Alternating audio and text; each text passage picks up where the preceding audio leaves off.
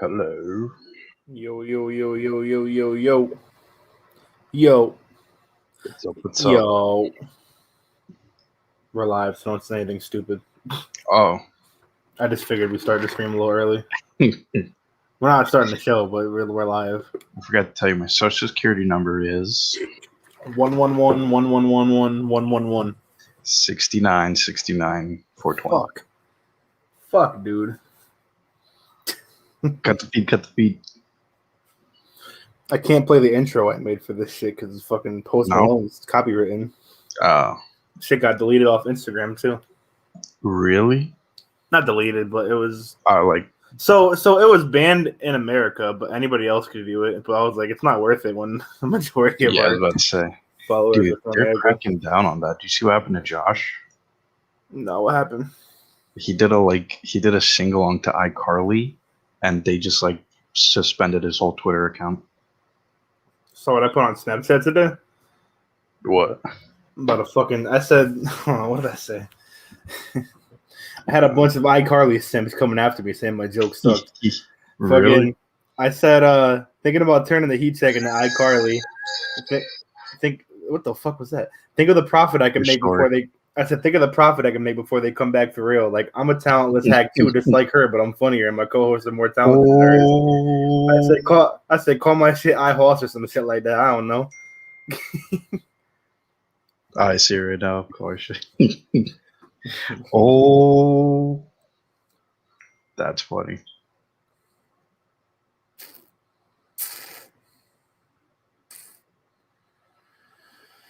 Come on, I told people to come hang out on stream, and no one's coming to hang out on stream. Yeah, let me tweet it and Discord it.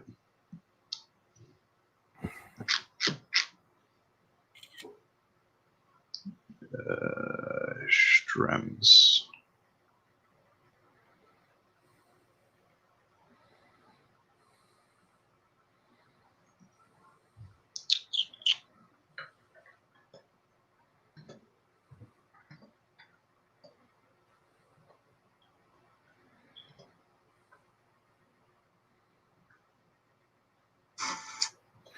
Gratata. Bro. Are you serious? We don't even got one viewer right now. I'm streaming to 2 platforms. Streaming to YouTube and Twitch. Ooh. Pretty sure I spelled Premiere wrong in the title, but I don't care. We're not nerds where we spell things right. What the fuck did I just do? Give a fuck. Put twitch.tv, twitch.tv. Twitch.tv/twitch.tv. That's literally what I did. Oh. And I fucked something up. Man, oh man, this has been a rough fucking week. Yeah. Can't talk about it right now because we're live, but I'll talk about it later. Yeah, I feel yeah. I don't know if I can show it here. My arm got fucked up at work. Hold on, I'm trying. Fucking scratches on it all over it. Oh shit! Yeah. Some fall on you. No, I was putting away countertops. But there we go. That's right. Everybody liked to make jokes. They were like, "Oh, Hoss is depressed." I said, "No, guys, it's countertops." Bruh.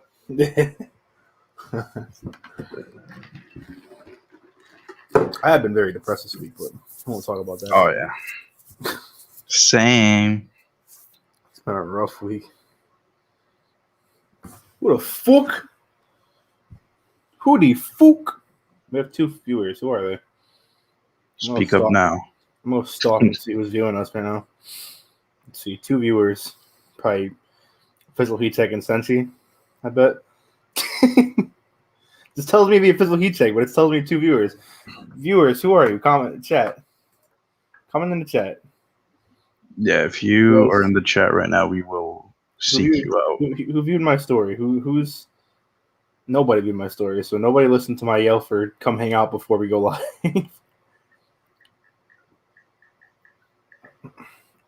Are you on the stream? I was. That's probably the 2 viewers are probably me and you. Hey, viewers, you're handsome as hell. Just gonna say that.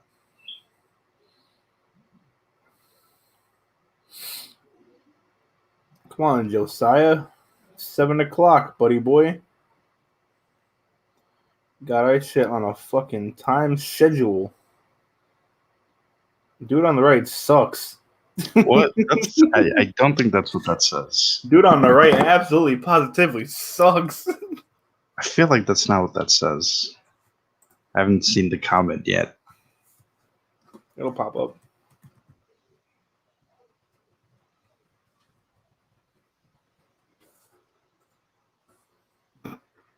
What? Trickery. There's some sort of trickery going Oh, on. thanks for the comment, Senchi. You're right. No, Senchi does suck. Senshi, I think your words have been misconstrued. I think I used that word right. Misconstrued. Yeah, Not misconstrued. whatever, man. Shit. Words are stupid. Over at. There we go.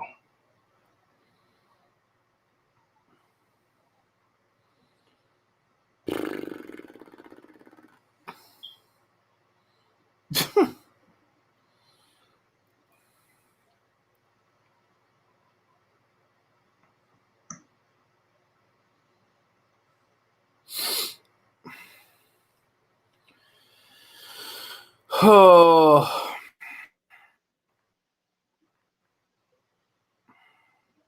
WWE Network. AEW t-shirt got revealed. Oh yeah, I saw it. Oh man, just like his WWE shirt, it's fucking his AEW shirt sucks. Just got an email. WWE is moving over to Peacock. What? Oh shit. NXT's moving to Tuesdays. Yeah, I saw.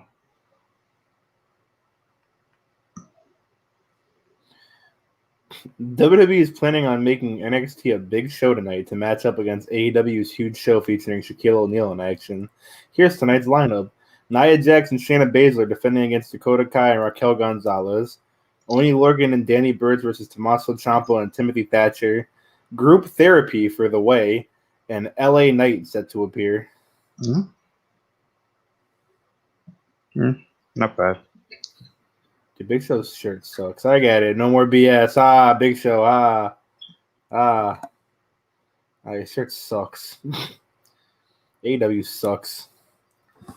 Wow. WWE sucks. My life sucks. Everything sucks. True. Full of negative energy here on the show tonight. We're choosing violence today, folks.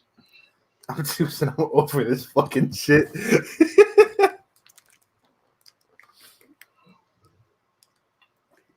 I'll start as soon as Josiah gets in the fucking call. Probably watching the stream right now. I'm like wondering why I'm talking so much shit. Your camera's all blurry, bro. God damn it. Fix this shit. Come on, I'm professional. I gotta untangle my headset and then Is your headset tangled near your beard? no, it just like tangles like. Oh, the way your camera was blurred because I thought you're like picking at your beard. Gotta get my headset out of my beard. Fucking do it. All right, hold up. Gotta disappear for a bit. Bro, how you got a webcam? My fucking Mac webcam is more HD than your shit. Because things sucks. All right, come on. We still got 2 viewers, y'all. If y'all in the chat, you can feel free to talk. Yeah, or we're gonna bully you. I'm not gonna bully anybody. I'll bully Sanayed if you guys don't talk in the chat. Hey, look at me. See, look, this shit gets tangled for no reason. And then I'll bully Josiah because he's not here, and it's 7:03.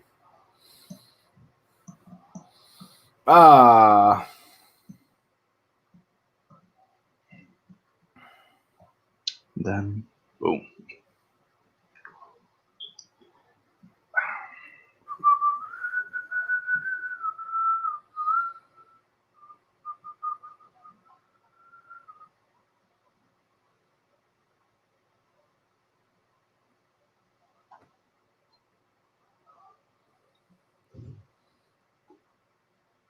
tweet. This is tweets that says, "Fellas, get your girl pregnant now before the summer starts, so she can't play you." Bro, what? The fuck? Fucking PSA. You seen this? Oh, you're not gonna be able to see it because of fucking green screen. Best that ever, probably. Yes. The hell? It says we're looking for graphic designers, and it's fucking Microsoft Paint. Oh shit. Oh, about I kill it in paint. fucking time. Been live for 17 minutes waiting for your ass. I had to smoke a bowl. So I'm not gonna lie. I had to smoke a bowl. Hell yeah. You're I can excused. fucking use a bowl. It's been such a rough fucking week. Why can't I hear anything? What the fuck? Oh, 1 second.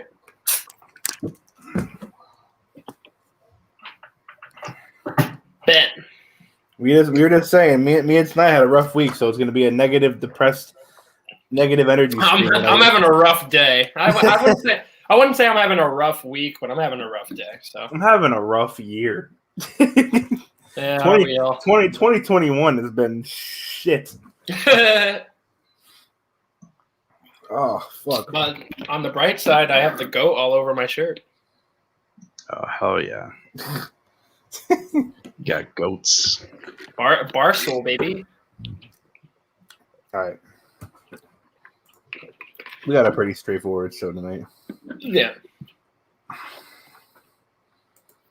Bring that tweet from earlier or the comment from Hey, earlier up. that's propaganda right there. Here's the real tweet. Or real Yo, Not dude tweet. in the chat. You are correct. Dude on the right. Y'all, we got this coming up tonight. One viewer in the chat. Nobody's watching on YouTube either. It's kind of fucked.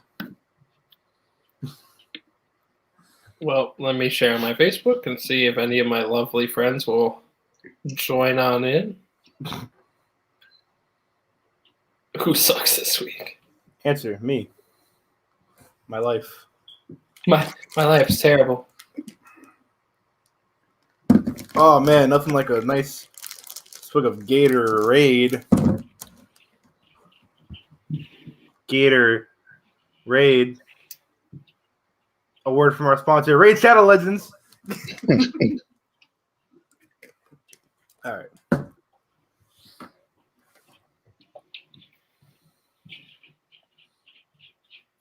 Man, will chat ever be able to tell that I haven't slept in the last 4 days? You look great. You look great, man. I was beat. I got bags under my eyes.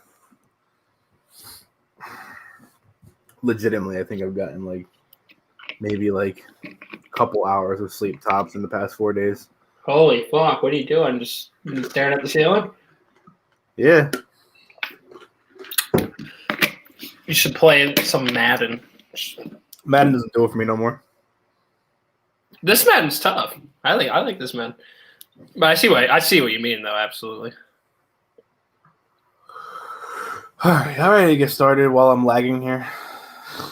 Yeah, I'm ready. I'm just gonna set up the IG post. Was I lagging on your guys' end too, or was I just No, you're fine for me. Yeah. You're fine. Yeah, you're fine for me. like my voice matches up to my lip flaps? Yep. My flip. See your lips flapping accordingly. I correctly anime dubbed myself. All right, let's fucking delete that. Delete that.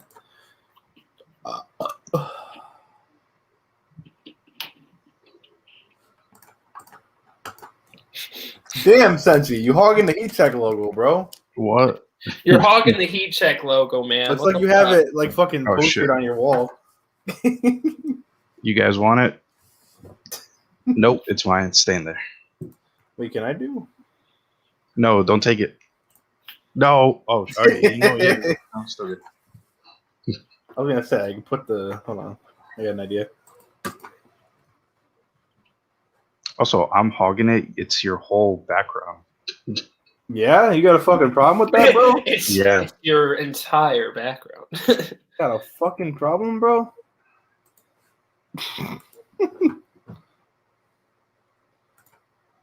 Here we go. Hell yeah. Oh no, my computer froze. Hold on. There we go. Okay. Gonna be a laggy stream tonight, boys. Get started. How do I want to intro us today? Let's go.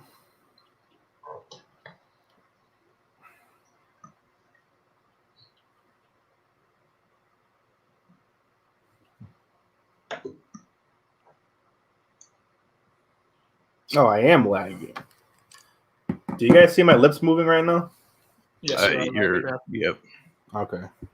It's only on my end then. Yeah, it's just your lips are not flapping accordingly now. Oh, they're not. They're not flapping accordingly. Nope. Now they're not. No. Oh, fuck me. Hold on.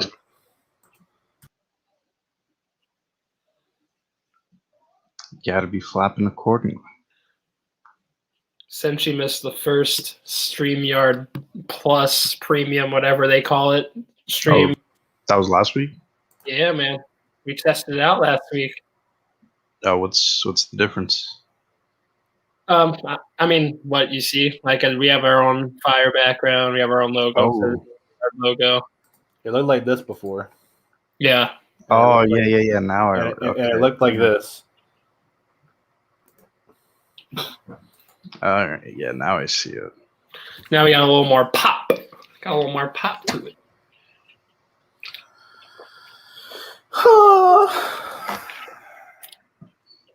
All right. I did all my posts. Let's do it. We got Twitter? Yeah, we got Twitter and Discord. Let's do it.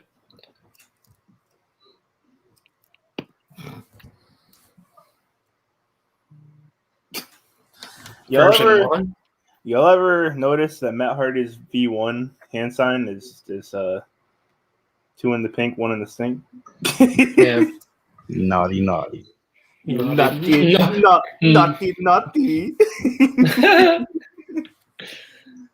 Oh man, what's poppin', internet? It's your boys, the Tired Squad.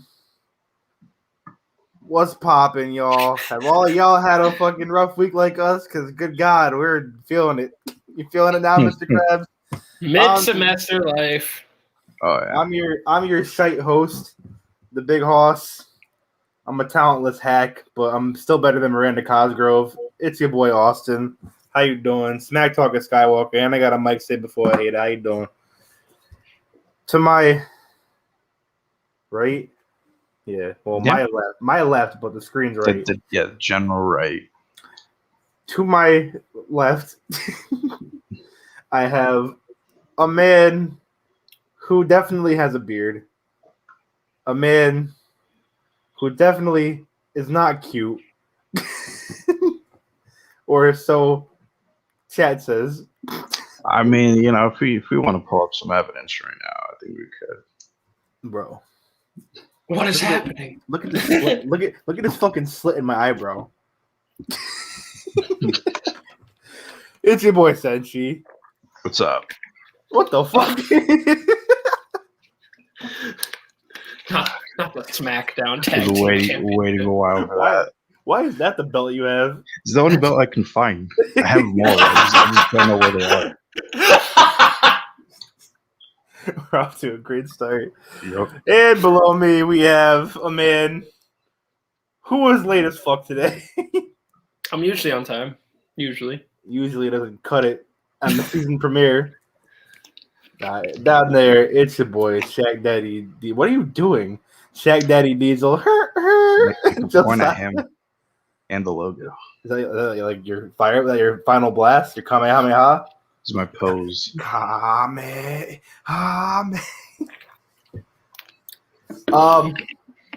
Shit. How y'all doing today?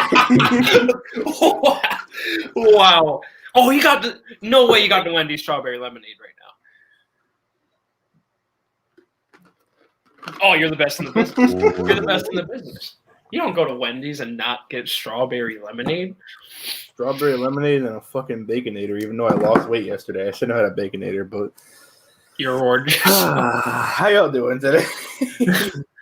Good, man. Good. My first article is about to be published. That's pretty cool. Oh, sure. It's cool. Yeah, I interviewed Adrian Smith. She's a football player in the Women's Football Alliance.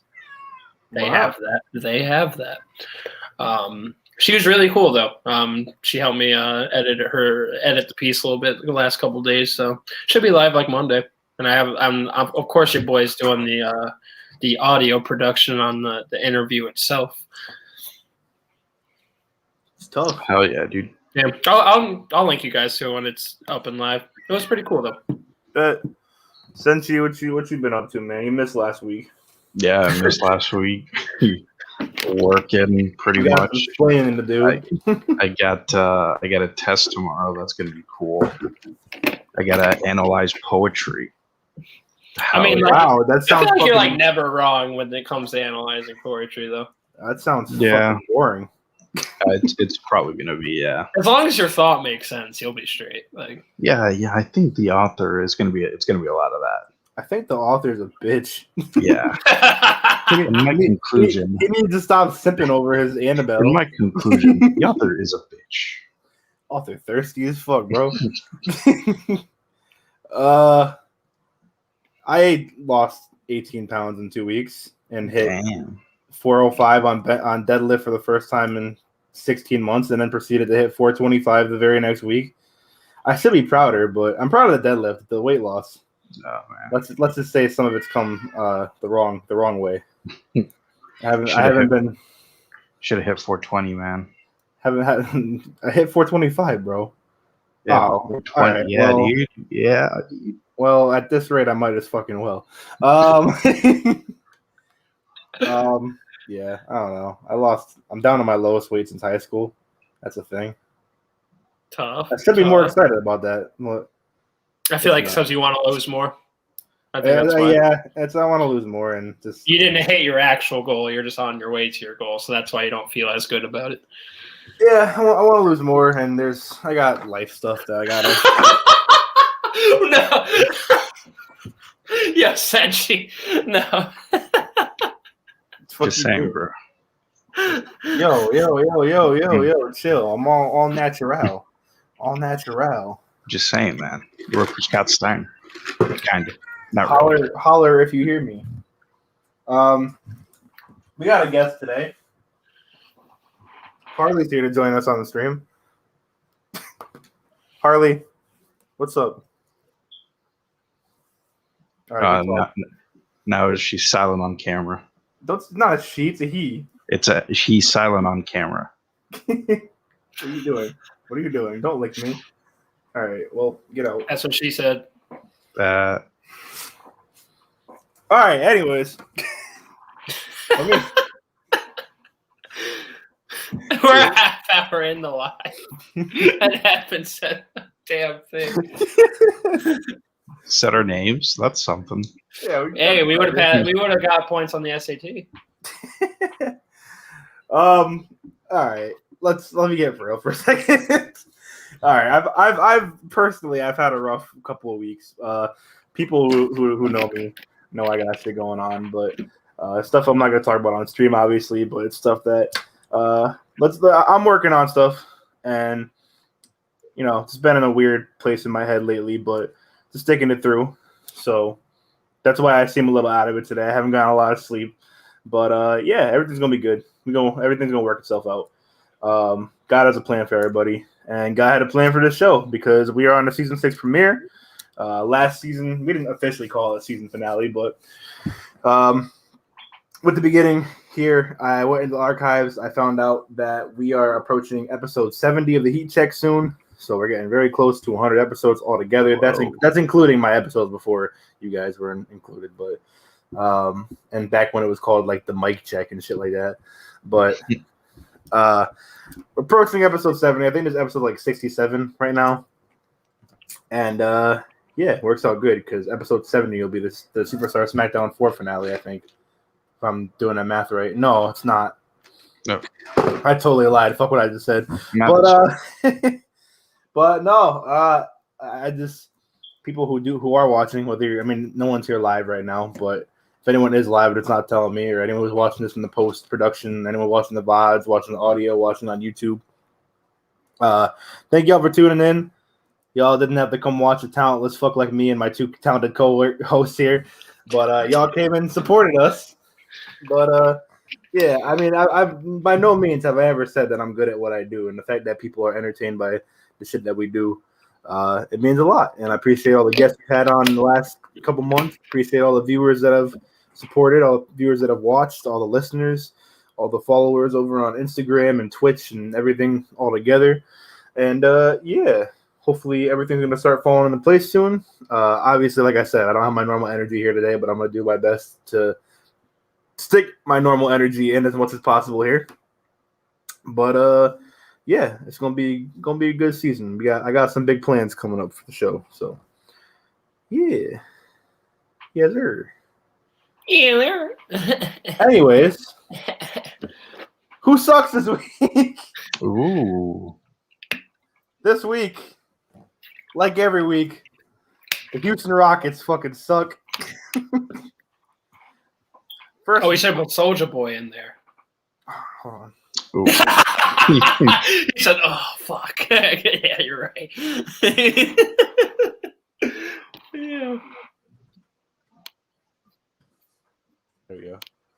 All right, let's start with the Houston Rockets. First and foremost, Victor Oladipo is not agreeing to stay right now. He's very wary about staying. I don't blame him. John Wall looks like he's crying every time I see him on my TV screen. No. DeMarcus Cousins got let go. Christian Woods is pretty good. Yeah. I decided this because every time I go on Twitter, it's always something about the Houston Rockets being trash. Such a cursed team/city. Well, the fact that they sucked early, at least if you lose Harden, you're going to be trash immediately and might get a good pick. But if Harden stays on the roster till April and they're at least a mid team, you're not even seeing a good draft pick. So that's the positive of them. They're still going to suck for a good, long time. Then you lose James Harden. I don't know. You're pretty fucked. Pretty fucked. Yeah. But yeah, the Houston Rockets suck. That's really all there is to that. Charlotte Flair sucks, at least in the mind of one person, and that's Peyton Royce's mother, who tweeted at Charlotte Flair, why don't you give somebody else an opportunity? You don't have to hog the spotlight every WrestleMania season. Ooh. I mean, that might not be the best look for Peyton Royce herself. She's probably going to get buried now. I wouldn't be surprised if Charlotte Flair squashes her on an episode of Raw. Yeah, I just thought it was funny. I'm also sick of Charlotte Flair, but Charlotte Flair will also probably kick my ass, so I'm not going to talk shit. True. You know who else would probably beat my ass? Rhea Ripley. Rhea Ripley will probably no shame in that, bud. Rhea Ripley would probably step on me with heels and shit and just crush me. You know who also can beat me? Randy Orton, who also beat Soulja Boy this week. Let me pull up the tweets here real quick because I know that they were having a back and forth on Twitter. I hope Randy releases a diss track somehow. So, Soulja Boy tweeted out rap game figure than WWE, and then Orton responded, "Fake, dare this punk to step up. He don't like movies. Consider us actors that do stunts without pads 200 days a year, and don't bitch when we get surgically repaired and come right back. Consider us 100 times tougher than anyone you've come across. Ain't nothing but a bitch ass." And then Orton brought up Bad Bunny, and he said Bad Bunny would beat the fuck out of Soulja Boy. Orton said, Bad Bunny's seen our world, respects it, and knows what it takes, and finds himself lucky to be a part of it. You want to talk fake? Pawn that cheap ass chain and come work for it, you one-hit wonder ass motherfucker. Soulja Boy didn't take too kindly as he responded, "Do you know who the fuck I am? I'll bring the real to wrestling. Don't play with me. Randy Orton?" Question mark. Orton then pointed out that Soulja Boy's big hit Crank That came out in 2007 while adding he's a fan of rap. "But you call what I do to survive fake? Fuck that. Come to my road and say that. Dare ya?" Soulja Boy didn't back down, responding, "If you mad because I spit facts, just say it. What you do is fake. I stand on that. What I do is real. Come to your world, LOL. Welcome to Soulja World." Did Randy respond to that at all? That article came out a little while ago. Oh my god. Randy Orton's Twitter is the best Twitter, by the way, because Randy Orton just doesn't give a fuck. Oh, yeah. Well, he's tenured. Like they're not going to hire him. He did respond. Orton's final response was, "You spitting facts? Seems like all you spitting is the same mess you rap about. Nut. Clear your throat, my dog, and be there. Enough talk. Back it up." That's kind of fire. I can't like I would love to see like a not a Mania match, but like some like filler pay-per-view, like Fastlane. That'd be fire. Like just like a fucking Bad Bunny and Randy Soulja Boy versus some heel. Some crazy heel.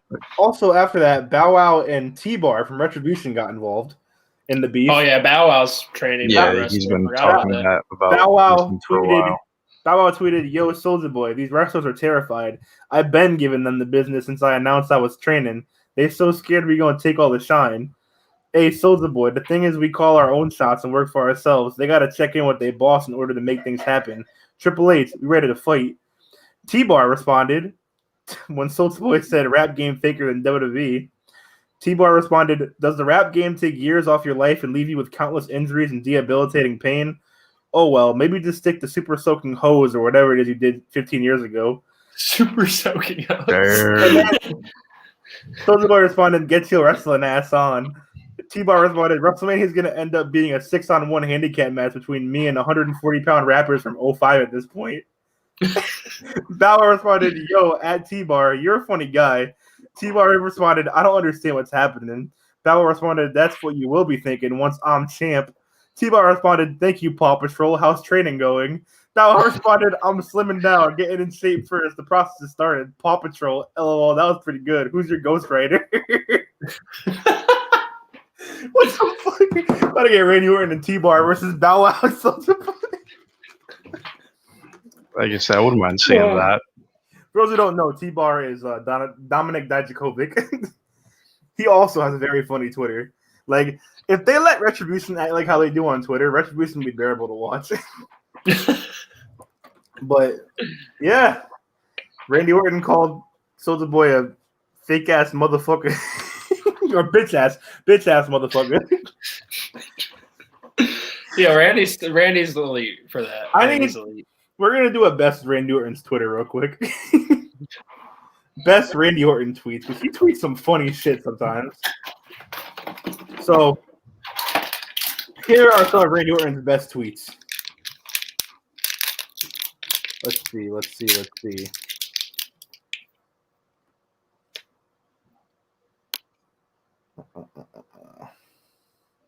So, John Cena had a movie come out, and there was a cardboard cutout of him as a firefighter. So Randy Orton went and, of course, take a picture of him kissing the cardboard cutout.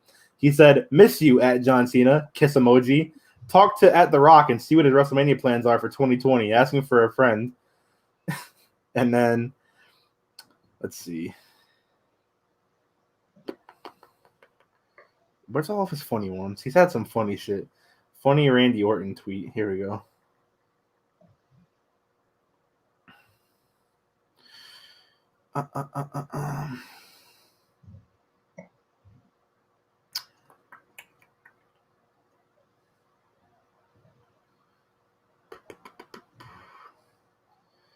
Does Google not have any of them? Are you fucking kidding me? They disrespecting Randy for real. Someone asked him, "Hey Randy, who's your dream opponent?" He responded, "Brodus Clay." True. I guess there's nothing with his funny tweets at all. Oh, here we go. All right, here. So Twitter goes crazy as Randy Orton goes batshit on Twitter. And somebody tweeted at him, every indie match now, handshake, drawn out move exchange. This is awesome chant, strike exchange, dive, no sell indie strong style, dive, more strikes, no sells, dive, flippy floppy sequence, dive, hit everyone with each other's finisher, then Humpty Dumpty, we all fall down, fight forever chant, rinse and repeat until every move is useless and means nothing, dive, take unsafe shots that look like shit and hurts like hell, then roll up finish, handshake and hug after the match, everyone's hand raised, all these guys chant, go home and type on social media thanking your opponents and company for the match and telling others they should book these guys, ... dive. So Randy Orton responded with ... dive. And then Bully Ray also tweeted that, but a picture of him diving, and Orton put, LOL, there's a difference between a young, hungry talent diving and an old, out-of-shape vet falling. And then he tweeted a meme of a guy diving into a pool. And then Velvet Sky, who was Bully Ray's wife, responded to Randy saying, wow, what a dick thing to say. And then Randy put, I really need to issue an apology. His apology said, sorry to the indie marks, indie guys, and old-timers who do dives took offense. Just having a good time over a few drinks in Denmark, closing the SmackDown Live tour, while beating Raw and making over $5 million in the last 11 shows. Now, I know to some it doesn't equate to a standing room only crowd of 150 people paying $8 at an armory somewhere, but in the big boy world, that's called putting asses in seats. So enjoy your flips, dives, and 20 super kicks per match. To each their own. I will go dive back into my 13th title run and get ready to flip when my bank statement comes this month. ... Headlock. God damn. Randy Orton has no fucking chill. Yeah, and then he tweeted about burning Bray Wyatt alive last year. He put, listen, I know it's late. I know I burned a man alive a couple of days ago and I shouldn't be trusted. But whatever you do, don't sleep on The Mandalorian. Just started season 1 and I think I'm in love with Baby Yoda. Dude's a menace. And then John Cena tweeted an inspirational tweet. Of course. He put, beware those who think you owe them happiness at the expense of your own well-being. Randy responded, ah, shit, did some marks hit you up for autographs at the airport again? Hashtag probably not. Hashtag charters only. Talk about the worst Twitter account. Oh, man. Oh, here's his cannabis-related tweet. Bobby Lashley tweeted, Matt Riddle tweeted, still celebrating my big victory over Bobby Lashley by getting some sweet air, and I'm really hoping he does the bro thing and gives me a title shot. Bobby Lashley responded, enough of this BS. MVP, I want to whoop his ass in some way. He hasn't earned a title shot, but I want to dish out some hurt. MVP said, I'll make some calls. So Randy Orton responded, puff off, smoke emoji. Can I watch? Wave emoji. He wanted to know a puff off. Oh, yeah. And finally, where is it?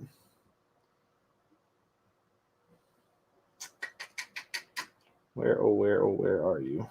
I had one that I liked a lot about Bailey or something. I think it was about Bailey. I'm thinking of Batista. When Batista said Bailey had a big badunkadunk. What? You never heard that? No.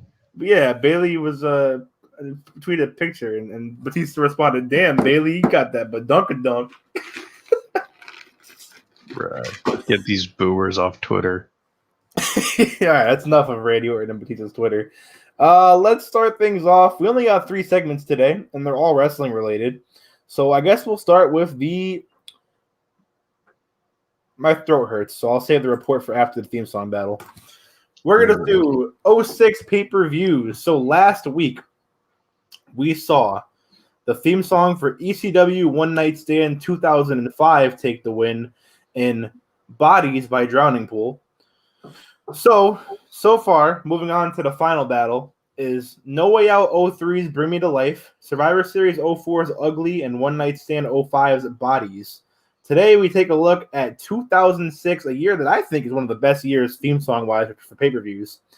And we're going to do it today. Senshi, you want to keep track in the private chat? Yep. Nice.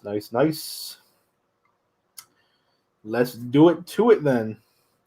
So we're going to start with the theme song for New Year's Revolution 2006. We have Stricken by Disturbed. That's not Stricken. Hold on. Where is it? Fuck you go. I just had you up. We'll do it this way.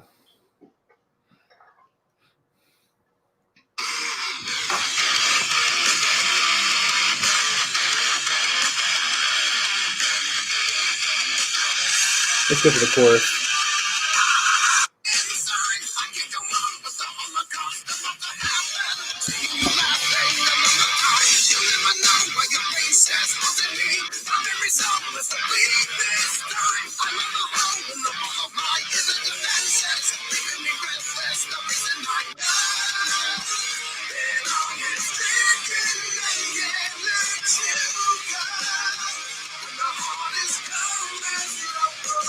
All right. So Stricken, the song that was in every anime AMA video on YouTube in 2010. Fun fact, the main event of this pay-per-view was an Elimination Chamber match for the WWE Championship where John Cena defeated Kurt Angle, Kane, Carlito, Chris Masters, and Shawn Michaels. And then, in the most iconic moment from this show, Edge cashed in Money in the Bank for the very, very first time and won his first ever WWE Championship. What are our thoughts on Stricken? I think I'll give it a 7. Josiah, I can't hear you. I think he's muted. He is muted. 7. I was eating a kind bar. I didn't want to sound all gross on the mic. Just because I mastered it in Guitar Hero 3, I'm gonna give it an 8. And 7 for me. 22 for Disturbed then. All right, next song. This is the theme song for Royal Rumble 2006. This theme song is called, hold on, Gladiators by Jim Johnston. All Jim Johnston songs are great, as we have learned.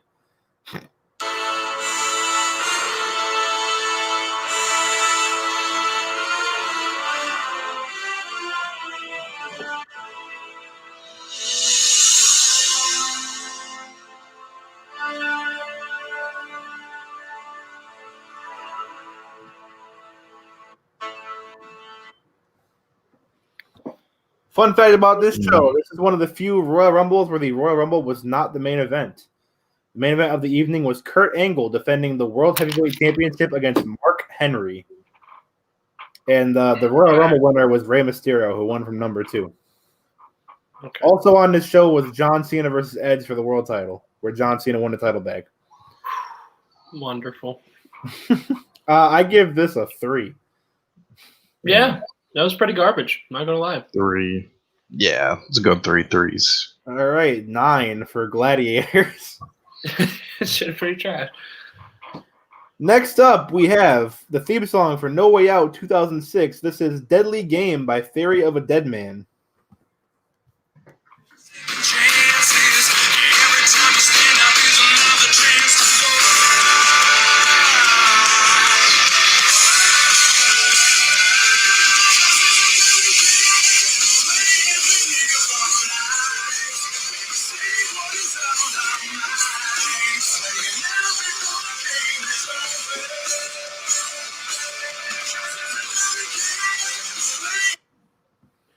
Fun fact about this one, the main event was one of the best matches of 2006 when Kurt Angle successfully defended his World Heavyweight Championship against The Undertaker.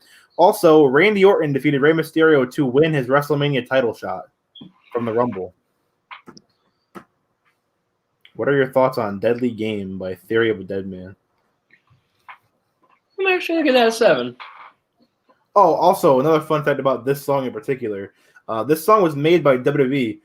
Back in Survivor Series 1998, they had a tournament called the Deadly Game Tournament, and they had an instrumental called Deadly Games, and this is a remix version of that song made by Theory of a Deadman. Not bad, but not crazy about it. I'll give it a 6. I'll go 7 as well. So 20.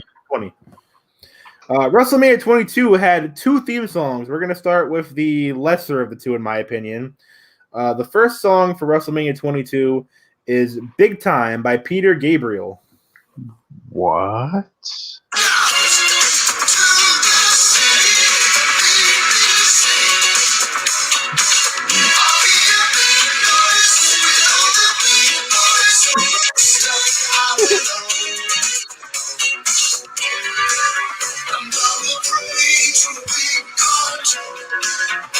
So my favorite part about this song is the best part of the build to the show was Mick Foley was feuding with Edge going into their street fight that they had on the show. And during one of his promos, Mick Foley just started singing the song. He was like, at WrestleMania, cha-cha-cha, I'm going to beat you, Edge, because it's going to be big time. The part is awesome. How's that lesser of the 2? I fucking love that song. You like Big Time? It's not a bad song. It's groovy. I like groovy. I like it a lot more. Granted, as the WrestleMania theme song, I'm gonna give it a 6. No, I'm gonna give it a 5. Oh.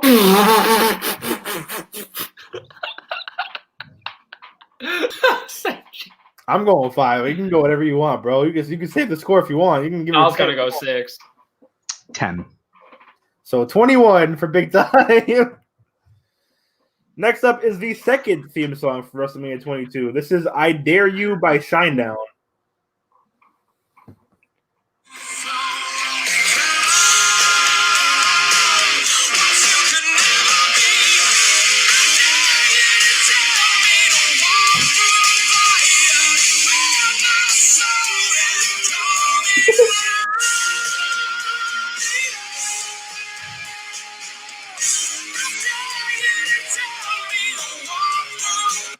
Can we appreciate the poster for WrestleMania 22? Yeah, it's great. It's lovely. I'm giving this a 5 as well. I was gonna say I'm gonna give that a 5. I thought the other one was a little better. 5. And I don't know how that was better of the 2, but what do you know? Honestly, I thought it was. And then I heard him again, and I was like, nah, never mind. Next up, we have the theme song for Backlash 2006. This is Baby Hates Me by Danko Jones. What?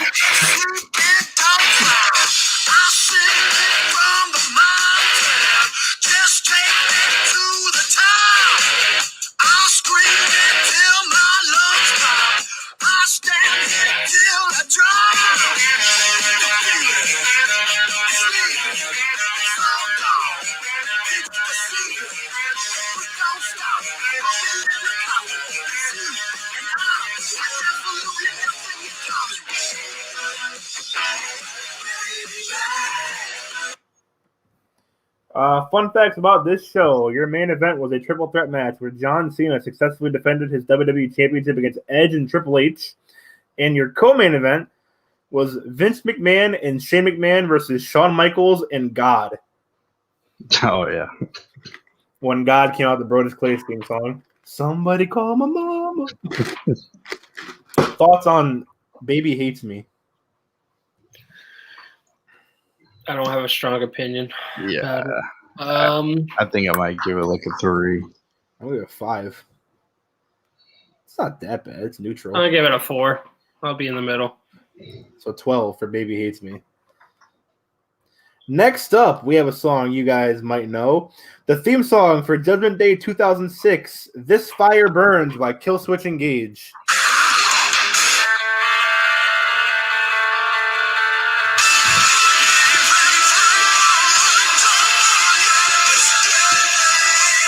Definitely the superior CM Punk theme song. I think it's close. Cult of Personality's tough. Yeah, they're both really good. He might have the best theme songs ever, honestly, for like in terms of collection. So, like I had mentioned, this is a song that we would all know because this song was used 3 separate occasions. First, before this, 2 months prior, this was used for one night as Randy Orton's theme song, but he hated it and didn't want to use it anymore and went back to Burning My Light. Then it was used here at Judgment Day 2006, and 2 months later, when he would make his debut on ECW, CM Punk would have this theme song, and he would keep it until 2011 when he debuted Cult of Personality. I fuck with this song heavy. I'm giving it the 10. Okay, good, because I wrote that. I wrote the 30 up already. Yeah, this might beat out the next song. The next song that we have, we will be familiar with as well because it won last week's episode of this. Here's the theme song for ECW One Night Stand in 2006, Bodies by Drowning Pool. Bodies hit the floor, let the bodies hit the floor, let the bodies hit the floor, let the bodies hit the The time of extreme has risen.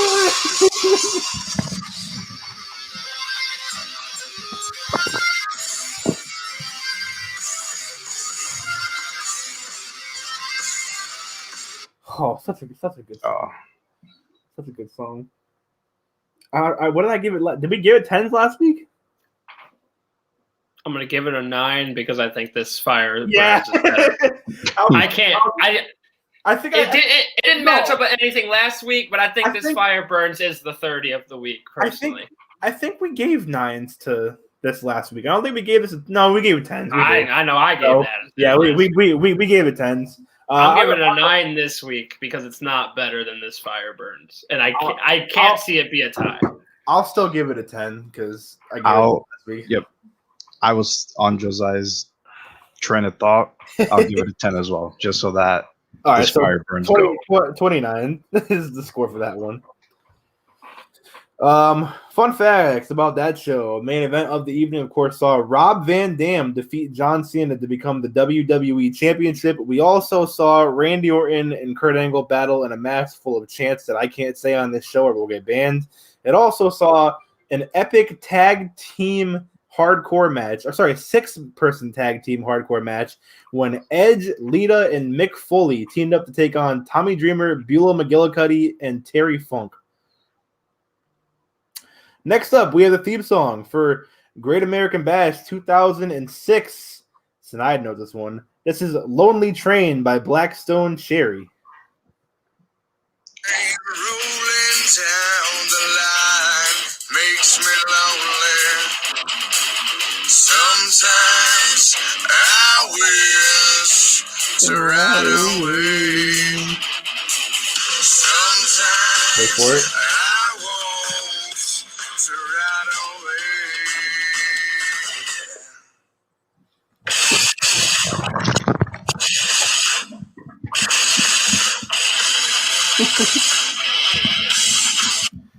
All right, as an SVR 07 fan, that's a 10. Oh, yeah. That's a 10. 9. All right, so I'll give it a 10. 29 for Lonely Train. Yes. Shit slaps. That shit does slap. It does. All right, so we got 2 songs for SummerSlam 2006. Once again, using 2 theme songs. The first theme song, I think if I could find it.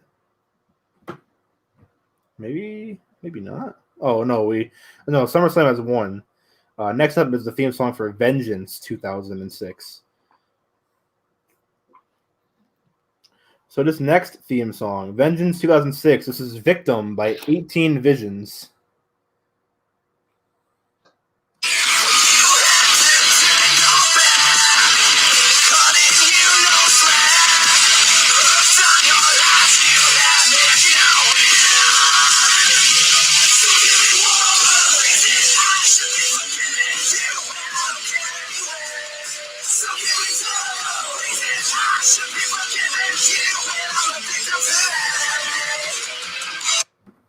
I give it a 7.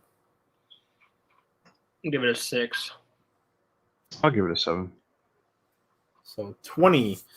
Fun facts about this show: the main event saw the return of D-Generation X as Triple H just turned face for the first time in years, and they took on the Spirit Squad in a 5-on-2 handicap match. Also on this show, we saw Edge take on Rob Van Dam for the WWE Championship, RVD1. We saw John Cena battle Sabu in an Extreme Lumberjack match. And we saw Randy Orton and Kurt Angle battle it out one more time. Next up, we have the theme song for SummerSlam 2006. First of all, can we appreciate this poster? You can't take the extras, but because it's green screen, but Hell yeah. John Cena flying in the background, them holding fucking wieners. This one is The Enemy by Godsmack. Ooh. Another SGR07 one. Yeah.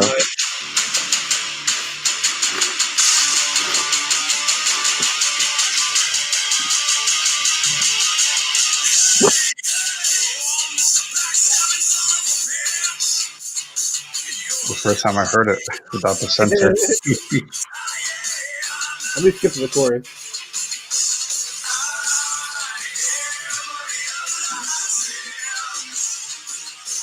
Everybody loves this simple way.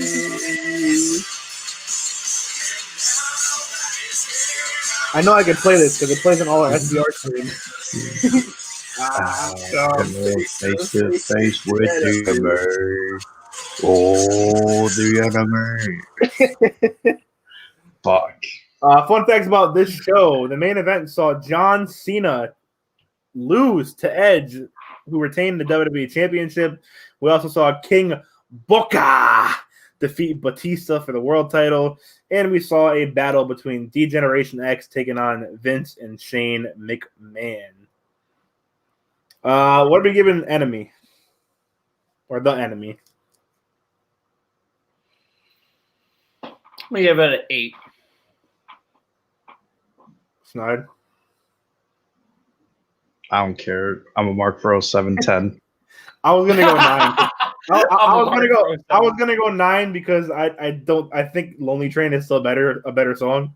Yeah. So But it's going on such a good soundtrack, man. So Full 27? of tens. 27 for The Enemy? Yeah. Next up, we have the theme song for Unforgiven 2006. This is Run by Day of Fire.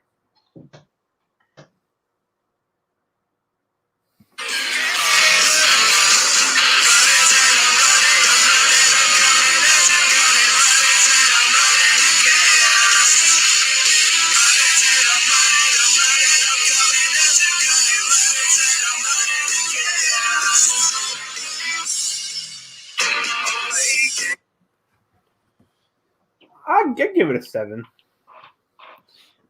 Yeah, I'm at like 6.5 right now, so I'll just give it a 7. I'll push. I'll go 3 sevens. So 21 for a run. This show is legendary. The main event saw one of the best matches of 06 when John Cena defeated Edge in a tables, ladders, and chairs match that took place in Edge's hometown of Toronto, and had the caveat of if John Cena lost, he would have to go to SmackDown. Cena, of course, won, and this would be the win. This title reign ended up being John Cena's longest title reign, as he would hold the title from here, Unforgiven 06, until October of the next year. So we're in September 06. He would hold it till October 07. Also on the show, we saw a battle of the youngins as Randy Orton took on Carlito in a match where the finish was Carlito did a springboard backflip into an RKO. Trish Stratus had a retirement match when she beat Lita to win the women's title, and she retired in her hometown of Toronto. We also, what else is on this show? I'm trying to think. There's one more thing I wanted to bring up about it. Oh, it was the first pay-per-view match for Jeff Hardy since he got fired in February of 03. Oh, yeah. He battled Johnny Nitro for the Intercontinental title. Next up, we have a song that we've heard before. The theme song for No Mercy 2006 is No Mercy by Jim Johnston.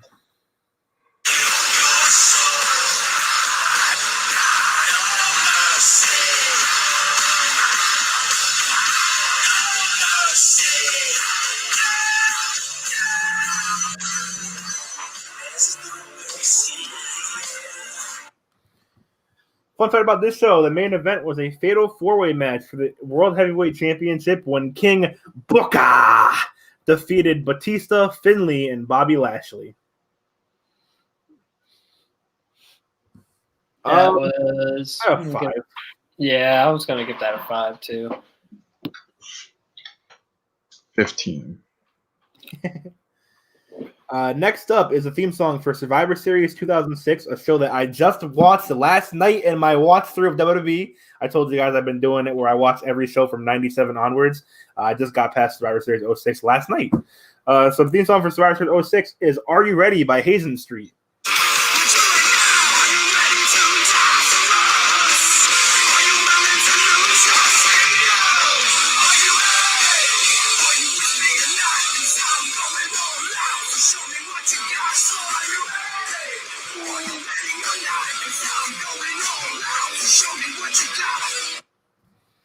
This show was one of the first shows where they really focused on doing the elimination match again.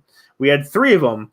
First of all, we had Team Legends versus the Spirit Squad as Ric Flair, Dusty Rhodes, Ron Simmons, Sergeant Slaughter, and Roddy Piper. Or sorry, was Piper replaced? Piper was replaced by Ron Simmons? Oh no, it's 4-on-4. So it was Flair, Rhodes, Farouk, and Sergeant Slaughter with Arn Anderson as their manager. They took on 4 members of the Spirit Squad. Then we saw Team Cena take on Team Big Show, where Team Cena won. Team Cena was John Cena, RVD, Sabu, Bobby Lashley, and Kane. Team Big Show was Big Show, Umaga, Finlay, MVP, and Test. Those are some gross teams. Oh my god. And then we had Team D-Generation X versus Team Rated RKO. Best tag team theme song in the business, by the way. Rated RKO's theme song is great. Team DX swept it, though. They swept 5-0 as Triple H, Shawn Michaels, Jeff Hardy, Matt Hardy, and CM Punk defeated Randy Orton, Edge, Gregory Helms, Mike Knox, and Johnny Nitro. Their team was stacked. What? Also on this show, Undertaker defeated Mr. Kennedy in the first blood match, and Batista defeated King Booker to win the World Heavyweight Championship. What are we going on? Are you ready? Hey, it's a 7. I give it a 6. I also gave it a 6. Next theme song is one that we've already heard tonight. The theme song for ECW December to Dismember, the worst pay-per-view of all time. The bodies hit the floor. Let the bodies hit the floor. We already voted. I'm not going to vote it again. But December to Dismember is, in a lot of people's opinion, the worst WWE pay-per-view of all time. The best match on this show was the first match on the show when the Hardys defeated Eminem in a 30-minute tag team match. And the main event was the Extreme Elimination Chamber, where the Big Show defended his title against CM Punk, Rob Van Dam, Hardcore Holly, Test, and Bobby Lashley. CM Punk and RVD were the crowd favorites. They were the first 2 eliminated. And Bobby Lashley defeated Big Show to become the new ECW champion. And our final theme, it's been the final theme every episode so far. It's still the final theme because Armageddon had the same theme song for like years straight. Here is The End by Jim Johnston.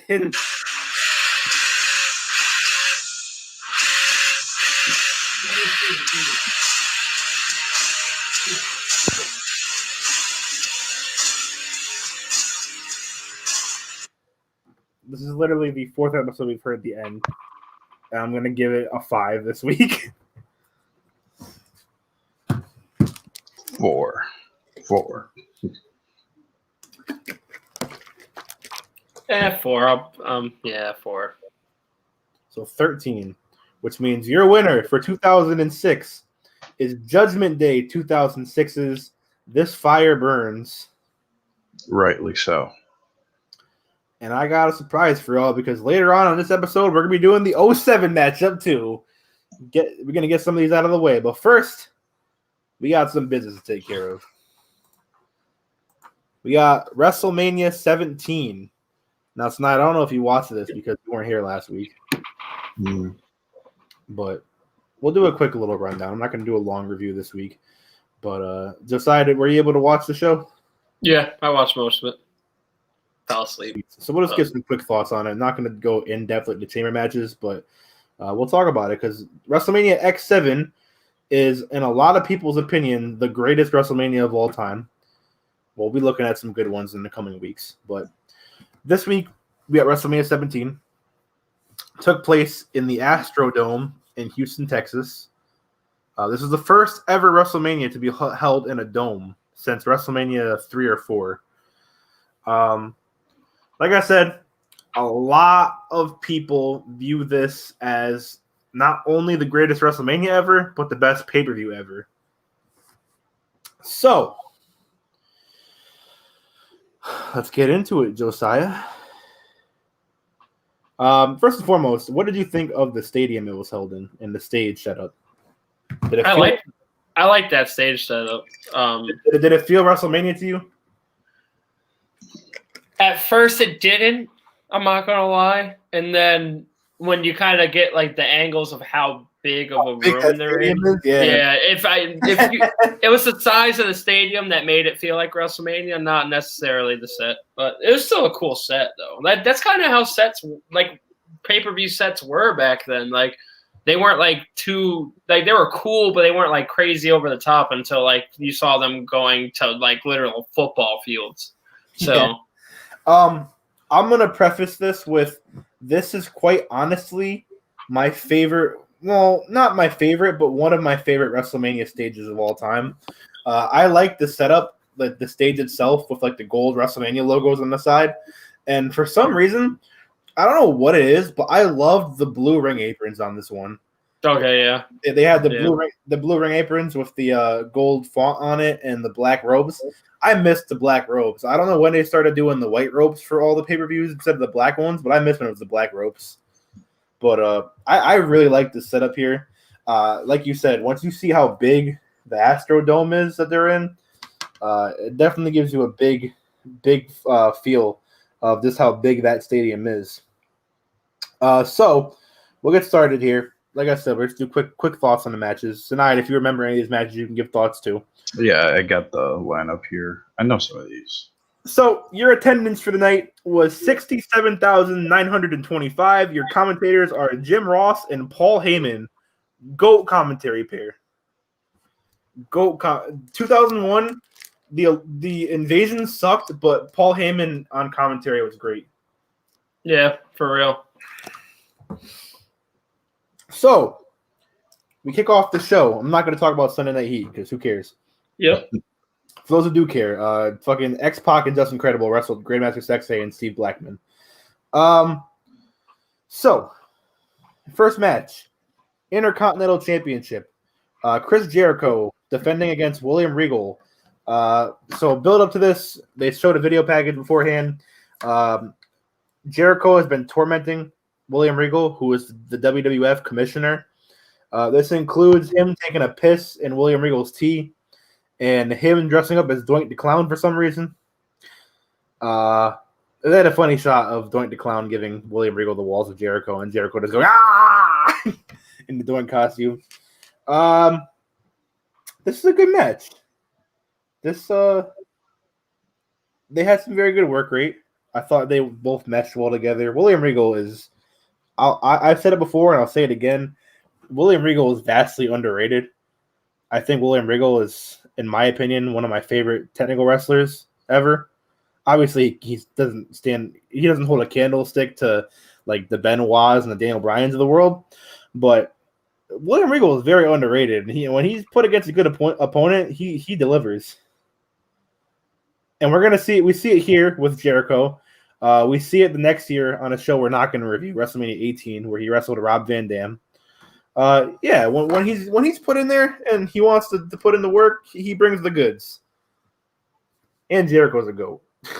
Well, yeah, Jericho is a GOAT, but I always just never really rocked with William Regal. I get he's talented. Like, I'm not going to sit here and say he is just god awful, but like there was never really an appeal there for me. And like I am drawn towards heels. Even like as a kid, I've always been drawn towards the heels. But he's never done it for me. I mean, it wasn't a terrible match, but when I see William Regal, I'm already shutting down. Weirdly enough, I've usually been more of a fan of Regal when he was a face than when he's a heel, and everyone talks about how good of a heel he is. But like, I like Regal the most when it's times when like he was teaming with Eugene or teaming with Tajiri, or anytime like later in his career when he would appear in England and just challenge for like the Intercontinental title every time they're in England. But I get what you're saying. I mean, Regal's not everyone's cup of tea, pun intended. But yeah, I mean, I think in short form watches, like just watching a show like this, I think Regal's very good. But if you're watching week to week shows like I did, William Regal can get very tiresome to watch because all of his matches start to feel a little bit of the same. Especially when he started doing the fucking power of the punch shit with the brass knuckles. I hated when every Regal match was just that. So, but yeah, I gave this match I gave it a B-. I thought it was pretty good. Jericho wins, by the way. Of course, Jericho wins, and and C+. It was an opener. It opened. Sinai, do you remember this match at all, or not really? I don't remember this match, but I mean, I don't think you can go really that wrong with Chris Jericho and William Regal. We see Shane McMahon arrive in a limo that says WCW 1. Fun fact, the go-home show for this show was the night that Shane McMahon announced he bought ECW. There's McMahon on that contract, but it doesn't say Vince. It says Shane McMahon. Backstage, we see APA and Jackie looking for Taz, which sends Bradshaw into a speech about how important it is to be in the Astrodome because of all the sports traditions in the building, and it's WrestleMania.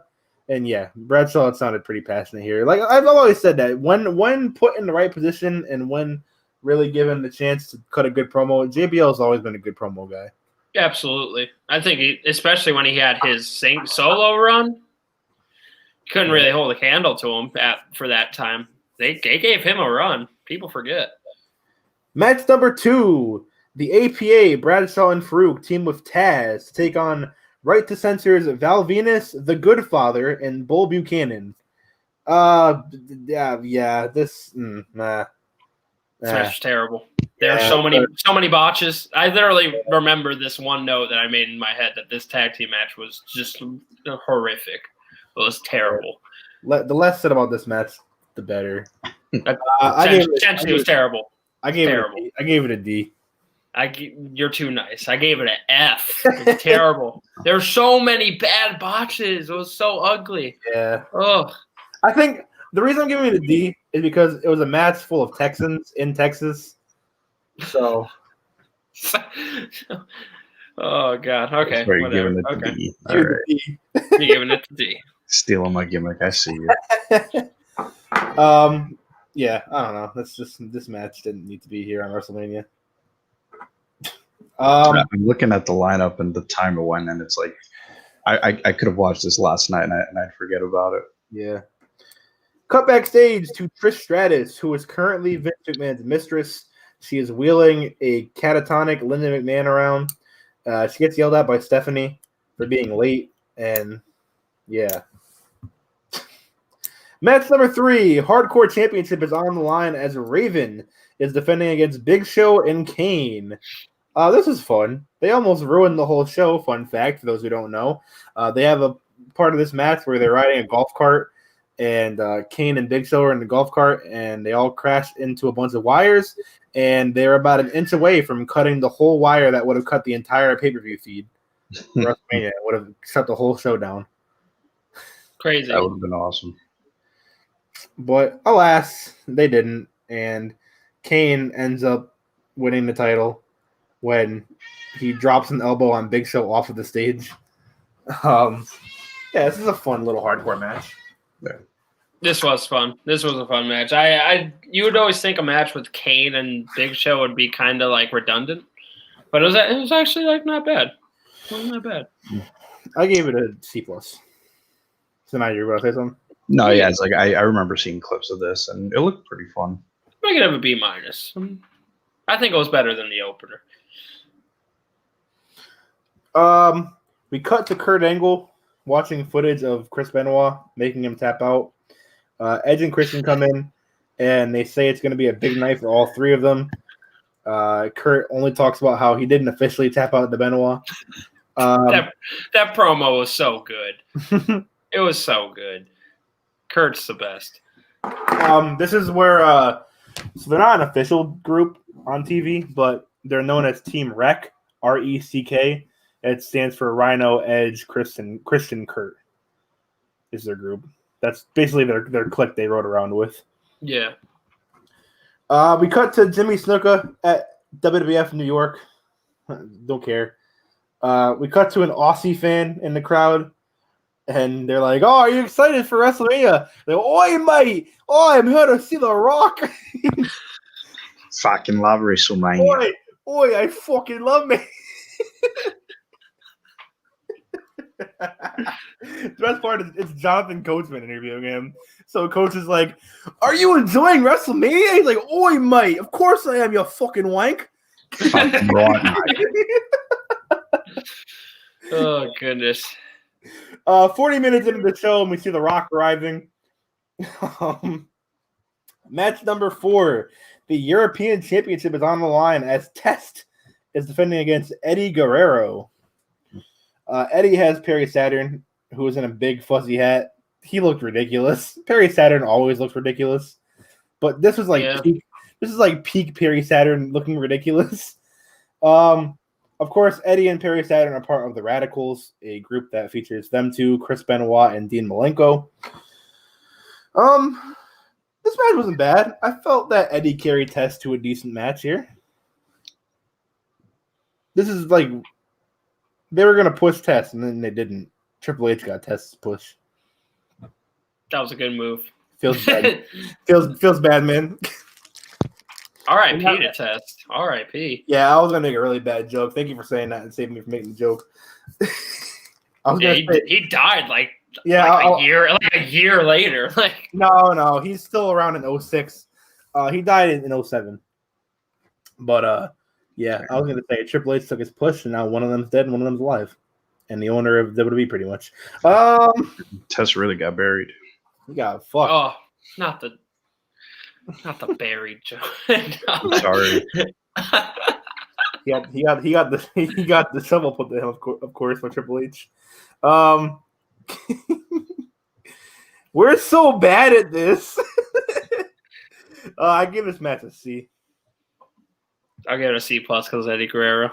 C for competent. I'll give it a A to apologize to Test. I'm sorry for that joke. Oh, they're both dead. Oh shit! Yeah. So is Perry Saturn. Oh shit! Yeah. Perry Saturn's not dead. He almost died. Is he dead? He might be. Oh god. Perry Saturn. Oh god. Perry Saturn is alive. Okay. All right. Whew. Surprisingly. Okay. All right. Well, Eddie and Test are. God bless their souls. Rest in peace. Speaking of dead people, Mick Foley promises to call a Vince and Shane match down the middle, right here in Houston, Texas. Bang bang. Stone Cold arrives, and so far you might not. Those of you listening who've never seen this show, which I don't know why you haven't seen this show, this may seem like a pretty run of the mill show. Nothing really happened. Oh boy, is shit gonna rev up starting now. Match number 5, Kurt Angle taking on Chris Benoit. This match was announced this past Monday on Raw, actually. There was no build to this match besides both men saying, "Hey, we don't have a match at WrestleMania. You want to fight, you stupid fuck?" Yeah. So here we have more dead people, Benoit and the old Kurt Angle. Yeah. Also dead. Oh, yes. Yes, of course. This match is pretty good. Not as good as the match that we watched a few weeks ago from Rumble 03, but it's Benoit and Angle at WrestleMania. What more can you possibly ask for?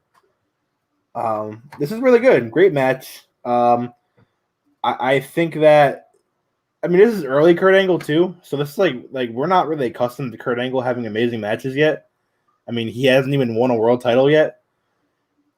But Oh no, sorry, he has won a world title. He's won 2 before this. But Kurt Angle really starts to pick it up in 01 as part of the Invasion storyline because Triple H goes down with injury. Rock leaves for Hollywood for a little bit, and Stone Cold's a heel, so they need someone to step up as a babyface, and Kurt Angle does.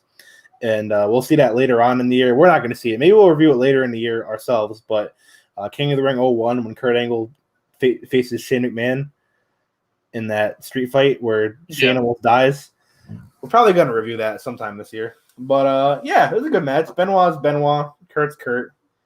And, yeah, Angle wins. And I gave this a B+.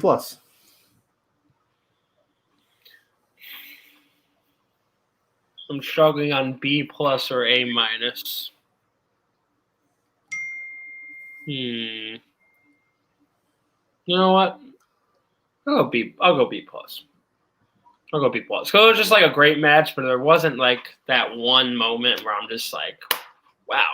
It's just like it's a great old-fashioned wrestling match. From what I remember, it was pretty good, but like you guys said, not like what was a Royal Rumble? Not as good as their Royal Rumble match. So I'd say B+ is justified. Fair enough. Backstage, William Regal walks into his office and he finds Kamala. Yes, that Kamala, rubbing a picture of Queen Elizabeth on his stomach. How dare you? We cut to the WrestleMania pep rally in Fort Hood, Texas, with various wrestlers getting plaques. Lita looks like she doesn't want to be there. She's probably out sucking some cock in the fucking street or something. I'm sorry, Lita. You're a good wrestler. You were a disastrous whore, but you're a good wrestler. Disastrous. Our fellow Twitch streamer.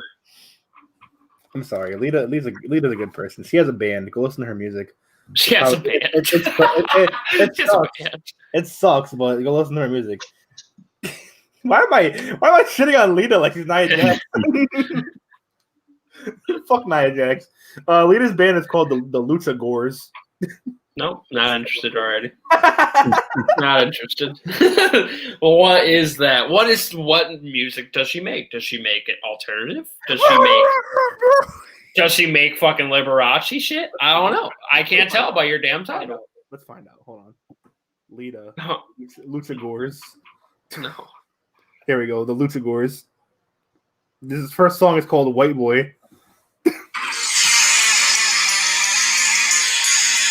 I think Lita's the singer.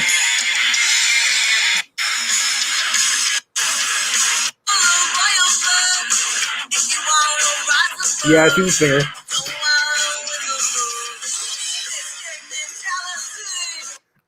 That has some like fucking garage band feel to it. It though. sounds The instrumental's good. It sounds like it'd be playing in like a Scooby-Doo chase scene in like one of the movies.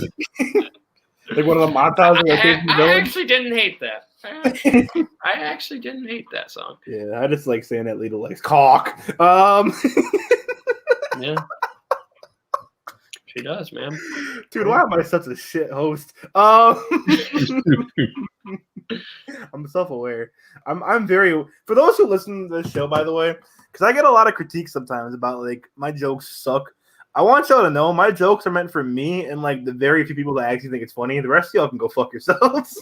If I think it's funny, and if the people that I'm trying to humor thinks it's funny, that's all that matters. I'm not trying to humor you viewers sometimes. You're my viewer. No, I'm kidding. I love y'all. But still. Yeah. I'm trying to heal it this week. Kurt Angle cuts a promo saying that he was a better man. And then Benoit comes and makes Kurt Angle tap again. We recap China versus Ivory. Ivory injured China. China came back. She did porn, Playboy, shit like that. She got her tits done. I don't mean to be talking about the woman from WWF 01 like this, but like it's how they were treated on TV. I mean, where did Josiah go?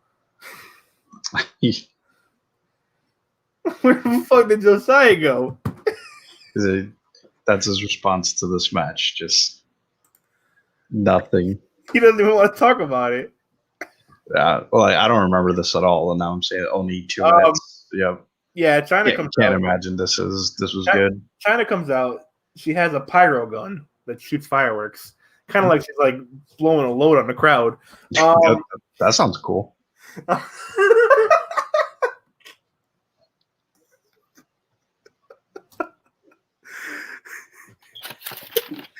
Blowing a load all over the children in the crowd. You missed tonight saying that China coming on the crowd sounded cool.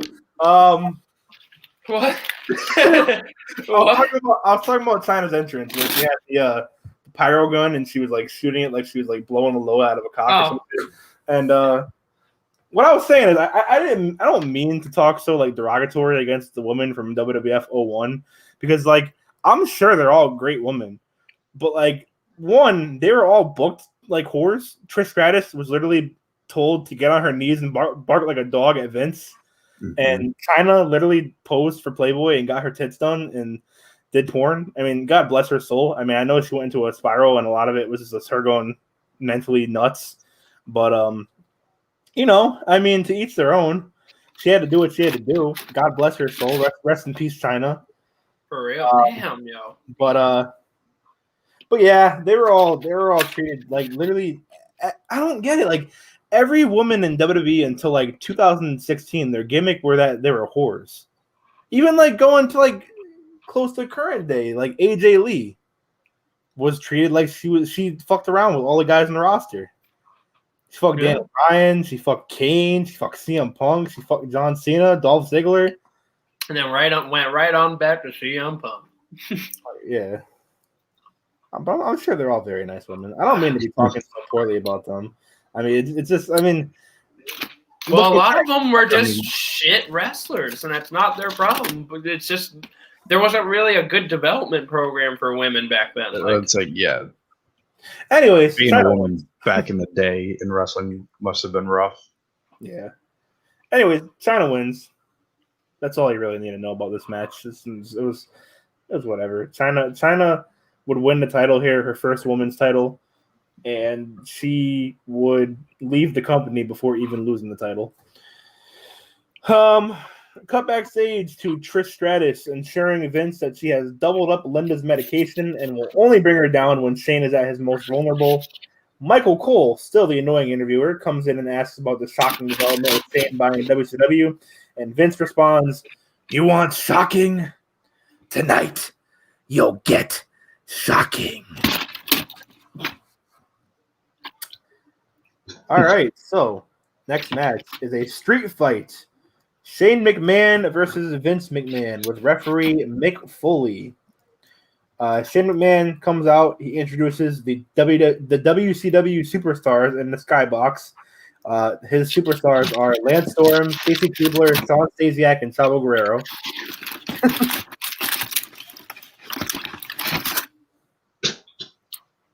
You done shuffling there, buddy? all I hear is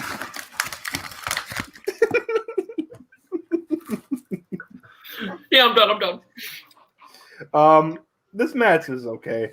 I think the best part was the end where Vince brings Linda in her wheelchair into the ring, and Vince is going to beat the fuck out of Shane, but then Linda finally stands up after being in a comatose for like months. The place goes nuts. Fans are on their feet. She low blows Vince. Foley comes in. He beats up Vince, and then Shane hits coast to coast for the win. Yeah, this is good. I mean, it was your street fight car crash show or match of the show. I mean, it was Vince and Shane. I mean, they're not wrestlers. But yeah, I mean, the crowd went wild. It was a good moment for the show. I gave this match overall, I'll give it a B-. Yeah, I'll take B- too. That was the first time we saw Shane do coast to coast, I think, and he did pretty clean too. I mean, and he turns that into a signature thing that he does. So it was not the first time, but he did it spirit. He didn't do it as much as he does now, but he had been doing it since he had his European title reign in '99. Okay, but still, it's so cool. Yeah, okay. But yeah, it's good to see him getting better at it, and it definitely looks good at this point. Right. Yeah. But yeah, I give it B-. Same. I agree with that. So, do you remember this match? Not really. I remember now him doing the coast to coast. Yeah, he set up the trash can, Mhm. all that. Yeah, yeah, wasn't bad. Better than what I would expect. So, Yeah. yeah, B minus is fair. We take a look back at WrestleMania Access, which I can't believe they were still doing in 01. It definitely does not look like it does current day. I've been to a WrestleMania Access in 2016, and this is not it. And yeah, you get hyped for the next match, which is TLC 2, the second TLC match ever, a rematch from last year's SummerSlam, where the Dudley Boys, Bubba Ray and Devon, are defending against Jeff and Matt Hardy and Edge and Christian. Boy. This match is known for two things. One, it is the addition of all three teams having their +1 now, as the Hardys have Lita, Edge and Christian have Rhino, and the Dudley Boys have Spike. And they all interfere in this match, including Lita coming in and just ripping her top off. Like I said, I'm trying not to call them whores, but I can't not do that when Lita's coming out wearing a thong and she rips her top off, or she's just wearing a bra, just to do a fucking Hurricane Rana to Rhino. But yeah. Also, this is known for the moment when Jeff Hardy is hanging from the title, no ladder under him, and Edge from the top of the ladder spears him to the ground. This is also the second TLC, like I said, and it had the same winners as the first one, as Edge and Christian win and become the new tag team champions. They won the first one at SummerSlam as well. They wouldn't win the third one. TLC 3 takes place like a couple months later, and it's the same match, but with a fourth team added in Chris Jericho and Chris Benoit, and it took place on SmackDown. But yeah, this is A+. Probably one of, if not the greatest tables, ladders, and chairs match ever. Anytime I think of this, I just think of Mick Foley going, tables, ladders, chairs, oh my. And yeah, this was awesome. This match, they built things up good. They had good big spots. They have, of course, Jeff's big swanton off a ladder. They had the spear. And they even managed to tell a decent story here. So yeah, I gave this an A+. A+. Yeah, definitely. It's literally, like you said, probably the best TLC match ever.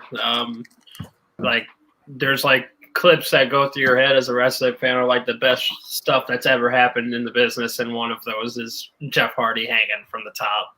Yeah. Edge just fucking spears shit out of him. That's every highlight package ever. Yeah, so yeah, A+. I don't even think there's like a lot to even. Yeah, I think you detailed it better than I can. Yeah, like just A+. History was made. Period. Yeah, this one I remember vividly. I've watched this multiple times. Like you said, Edge spearing Jeff Hardy when he was holding on to the titles. Jeff swantoning right onto, I think, Rhino while he was like set up on a ladder. I think it was Devon. Maybe it was Rhino. Maybe it was Rhino or Spike or someone like that. Yeah, one of them. And then I remember Matt and I think Bubba just like going through tables while like, you know, ladder pushed over, they crashed. Like there's so many good spots. Like A+, absolutely. I agree with. Paul Heyman applauds the match, as he should. Howard Finkel announces the attendance record. Next match, we're not going to talk about too much, but it's a gimmick battle royal with Luke and Butch, the Bushwhackers, Duke the Dumpster Drozy, Iron Sheik, Earthquake, The Goon, Doink the Clown, Kamala, Kimchi, Repo Man, Jim Cornette, Nikolai Volkov, Michael Hayes, One Man Gang, Tugboat, Hillbilly Jim, Brother Love, and Sergeant Slaughter. And Gene Okerlund and Bobby Heenan are on commentary, which is very sad because both men are dead now. There's a lot of dead people this show. A lot of dead people in this match. Yeah, literally. Who's Earthquake's dead? Dwight the Clown's dead. I'm pretty sure Kamala's dead. Oh, Kamala like just died recently. Yeah. Michael Hayes is still alive, unfortunately. Oh God. Gene Okerlund's dead. Bobby Heenan's dead. Jim Cornette should be. Jim Cornette should be dead. But I mean, for what this was as a match to give all these guys one final entrance on the spotlight, I'm gonna give this for what it was an A. For what it was meant to be an A. This is not meant to be a good match by any means. They did not hype it as a good match, but I'm gonna give it an A for what it was. I'm not. A for what it was. I don't even feel like we should be rating this. It's like a 3-minute fucking battle royal. No, 3 minutes 7 seconds. Yeah. But yeah. I'll give it a B plus for what it is. Sure. Iron Sheik won, by the way. Hell yeah. We recap Undertaker and Triple H. This is where they kind of start hinting at the streak, but it's not like the focal point. The main thing here is Triple H attacked Undertaker, beat him up, and he had a really good line here because Undertaker tells guys, "I'm gonna make you famous." So Triple H goes, "You're the guy that makes people famous? I'm already famous. I'm famous for crippling people." Yeah, so Undertaker beats his ass. In Undertaker fashion, of course. Motorhead plays Triple H to the ring for the first time. We'll see this again when we review WrestleMania 21. But Motorhead actually does a pretty good entrance here. You can understand what they're saying. The one at WrestleMania 21, we're gonna hear it. You can't understand a thing Lemmy's saying. I don't even think he knows what he's saying. Stargate, I pay. But yeah, good entrance here. R.I.P. Lemmy. Of course, Undertaker comes out. Keep on rolling, baby. It's rolling. Fucking comes out the rolling by Limp Bizkit on a motorcycle. He's got the blue top. He's got the biker gear on. Top tier Undertaker. Oh yeah. Top tier. This match was really good. Probably one of the better Undertaker matches at WrestleMania. It didn't even go too long either. It went 18 minutes. Undertaker hits the last ride to win the match. There's a lot of cool spots here. They go tumbling off of a platform in the crowd. I think Undertaker chokeslam Triple H off the platform, if I remember. Yeah. I remember that. But yeah, I mean, they beat the fuck out of each other in this match. You can tell they had a lot of hatred going into it. They had a heck of a fight. And honestly, I like this better than the one they end up having at WrestleMania 27. It's not better than the Hell in a Cell match by any means, which we'll get to that too. We're reviewing 28. But I'd say this is, in their 3 WrestleMania matches, I think this is second place.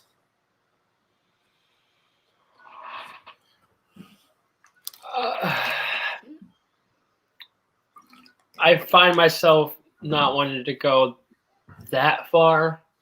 I just think the storytelling of those 2 matches later trump it, in my opinion. I think like the match itself, maybe like it's like a little better, but like when you combine the storytelling of it all, like that WrestleMania 27 and 28 are different. Like the fact that he had fucking two storylines, Shawn and Triple H, 4 years back to back, like that, shit's crazy.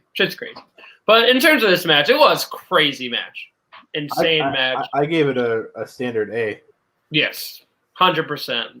Two veterans at their prime, like just fucking beating the shit out of each other on the grandest stage. Like that's all you could ask out of those 2. They fucking delivered. Yeah, like you said, I remember Undertaker chokeslam Triple H off the scaffolding, and then I think he also hits him with the elbow off the scaffolding. Like, I don't know. I don't really think of Undertaker, doing shit like that. So seeing him do shit like that was awesome. And of course, if you thought this show wasn't good enough already, it's time for the main event with the second greatest video package in WrestleMania history, the My Way video package. The first, my favorite WrestleMania video package will be seeing at WrestleMania 30 when we get to Daniel Bryan's monster video package. But this one, the My Way video package, this one was hyped up like a motherfucker. Stone Cold was out for a year with neck surgery. Rock became the biggest star in the world in 2000. Austin came back, won the Rumble. Rock won the title the next month at No Way Out. It turned into a game of one-upsmanship with the two of them using their own moves against each other and beating the heck out of each other. And everyone knew this was going to be a great, great match. The final exchange on Raw last week, perfect. Rock goes, "You are going to get the absolute best of The Rock at WrestleMania." And then Austin goes, "I need to beat you, Rock. I need it more than anything that you can ever imagine. There can only be one World Wrestling Federation champion, and that will be Stone Cold Steve Austin." And they went back and forth to go at each other. And they added some weird shit in there, like including Deborah in the storyline, but they try to forget about that here. They try to erase that out of memory. So Austin's coming out. They announced all of a sudden that Vince McMahon has turned this into a no disqualification match. Austin comes out to his Disturbed theme. I need to play this theme real quick. This is my favorite Stone Cold theme. This Stone Cold theme is awesome.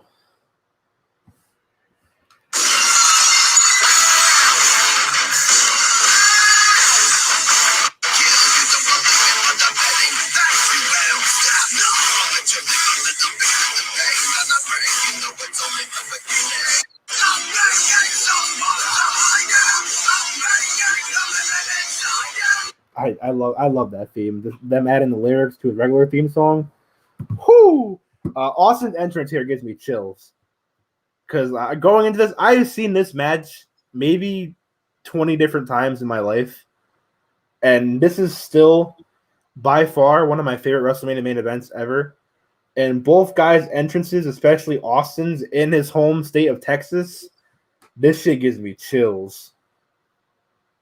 Especially because like Jim Ross is like, Austin, Austin, Austin.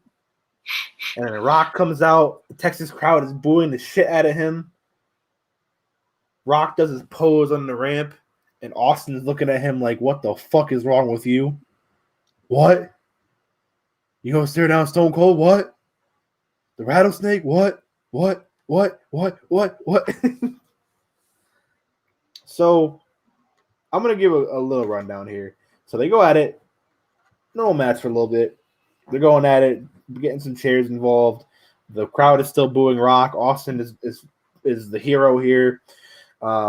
They do some callbacks to their last match at WrestleMania 15.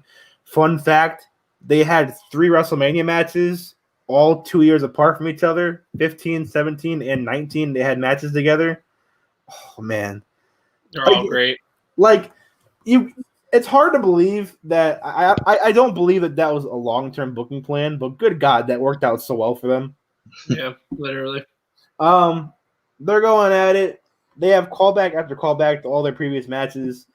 Out comes Vince McMahon after a Rock hits Austin with a stunner. So Vince breaks up a cover after a people's elbow, and Rock chases Vince right into a rock bottom from Austin. The ref gets bumped down, and Austin hits a low blow. Austin tells Vince to bring him in a chair. The boss gets one in on Rock's head, with Vince throwing the referee in for a 2 count. A quick rock bottom gets Rock a breather, but he has to drag Vince instead of covering. Another stunner gets 2, so Vince hands Austin a chair for one heck of a chair shot that probably gave Rock CTE. Another 2. The fans are cheering for The Rock now. Austin has had it, and he beats the shit out of Rock with 16 chair shots. 1, 2, 3. You're a winner, and the new WWF champion, Stone Cold. And after the match, Vince and Austin shake hands, officially ending the Attitude Era. And also, JR on commentary goes, by God, he has joined the devil himself. I remember commentary on this one. He's so good. Like, Jim Ross is just so good Yeah, at stamping moments in our fucking noggins, bro. For real. These moments could just be like things that happened, but he's the exclamation point every time. He's fucking mad. He's the best. While we're talking Jim Ross commentary, it's like anytime I think of Jim Ross, I think of the Hell in a Cell match when Mankind falls off the Hell in the Cell and he goes, "For the love of mankind, that man has a family. By God, he might be dead." like it's moments like that where it's like, I think like he could be like an actor, like a legit, like he just puts so much passion into the commentary during those moments. That's why I hate him in AEW because he just seems like he doesn't care anymore. But when Jim Ross cared, nobody could touch him. All right. Of note, Vince told Austin before the match that if he wasn't feeling it, he could stun Vince and they would figure it out the next day. But Austin did say that it was a bad idea in retrospect. So they went with it. They did the heel turn. Vince essentially said, "Austin, if you're not feeling it tomorrow night on Raw, you'll stun me and you'll be face still." Austin decided to stick with the heel turn. It didn't last too long. He said it was a bad idea. After the match, Austin and Vince share a beer over Rock's body, and one more belt shot to the Rock wraps things up. And also, just to link in the theme song for the show, My Way. My Way, the song, talks about how someone wants one more fight, and then he'll do things someone else's way. So after 3 years, Vince McMahon can finally say that Austin did things his way. I hate it. They did that on purpose. That theme song was there on purpose. That shit. That match, A+. This show, A+. Yeah. It's raps. Yeah. Literally. A+, A+.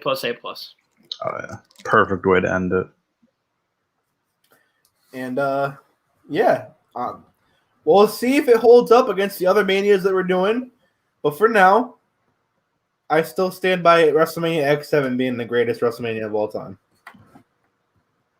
But we'll be reviewing some good ones, and that includes next week. I have to be reminded. That's all. I just got to be reminded of these cards before I can say that. It includes next week when we'll be taking a look at WrestleMania 21. We're going to jump 4 years ahead in a year that features, quite honestly, the biggest jump.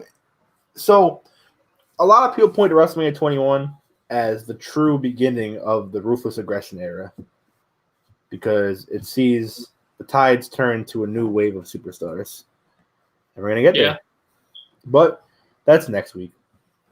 For now, we got 2 more segments to go. Like I said, we're going to quickly do the 07 pay-per-view theme songs as well. Get that out of the way so we can start running through some of these theme song years. And then after this, we got a main event that Josiah set up. So, anyone watching, stay tuned. We got about 21 minutes on the show. We're going to get through this. So, we're going to do the pay-per-view themes of 2007. And it starts.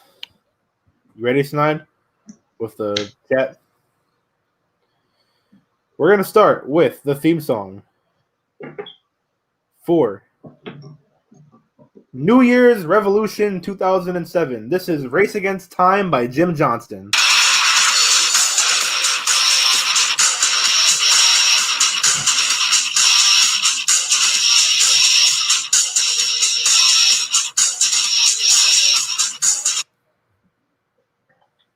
Three.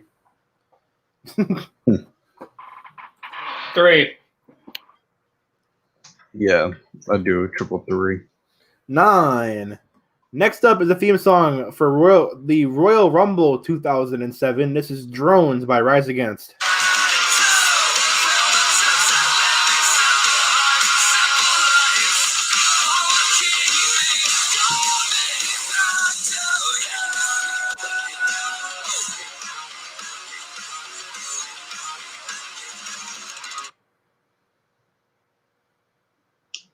I give that a 6.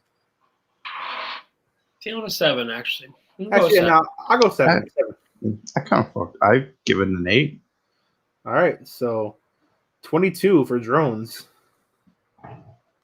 Next theme song we have No Way Out 2007. This is Power Trip by Monster Magnet.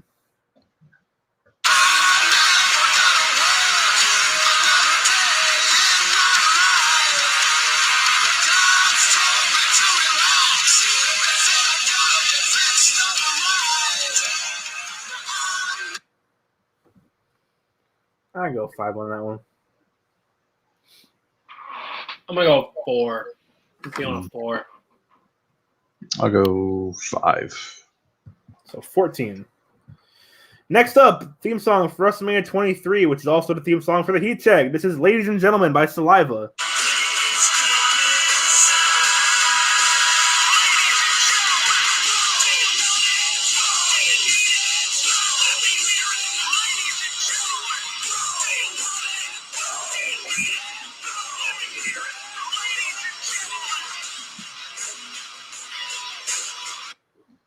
I can't wait till we review 23 in 2 weeks.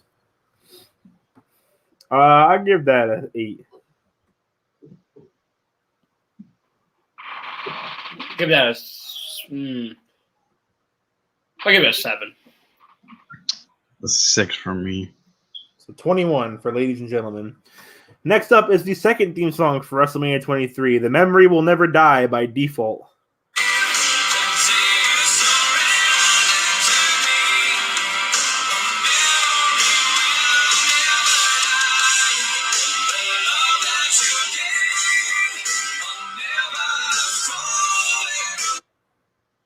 It's a 3 for me, dog.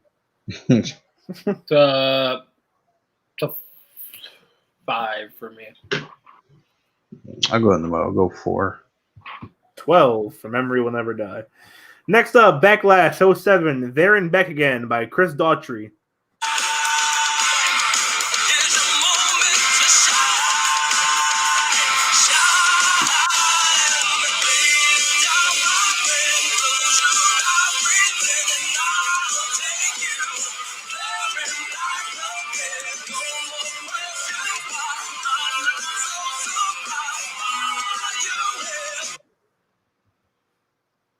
Go 7. I'm gonna go 6. I do fuck with Chris Daughtry though.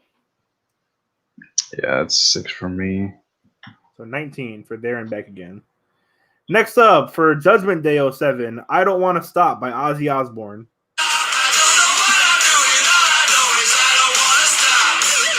He performed this live on SmackDown the week before.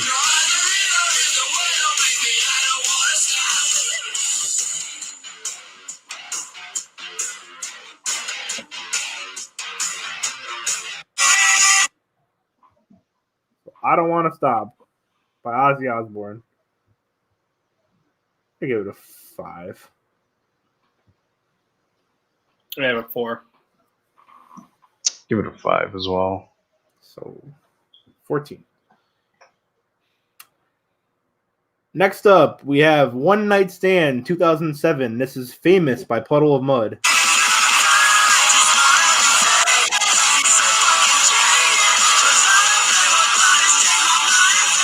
SVR08.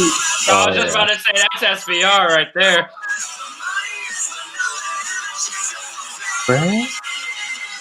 Yes. 10. 10. And that is a total of 30. Next up, the theme song for Vengeance Night of Champions 2007, Gone by Fuel. This is the night Chris Benoit passed away. Oh, God. The title of the song. Oh. I wasn't a big fan of that song. I'll give it a 4. Give it a 3. Yeah, I'll give it a 2. So 9 for Gone. Yeah, so they don't want to get it double digits. Next up, Great American Bash 07, we have The Church of Hot Addiction by Cobra Starship.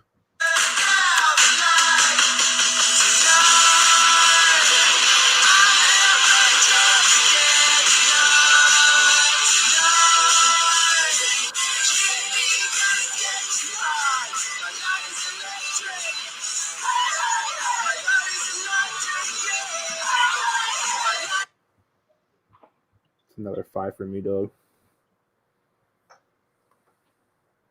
Another 4 for me. It's a 1 for me. 10 for Church of Hot Addiction. Next up, we have the theme song for SummerSlam 07. This is Wine Up by Cat DeLuna and Elephant Man. Ooh.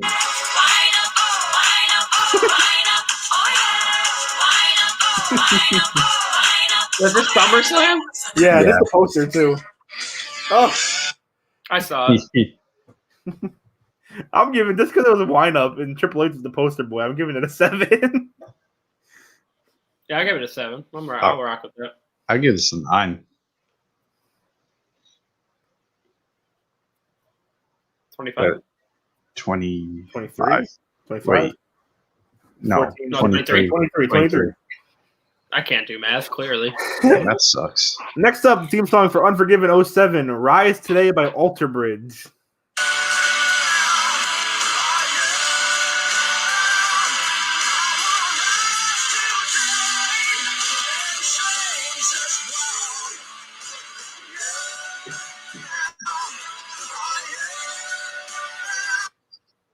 I give it a 6. I give it a 6, yeah. Yeah, I'll give it that 6 as well. 18. Next up, the theme song for No Mercy 07, No Mercy by Jim Johnston.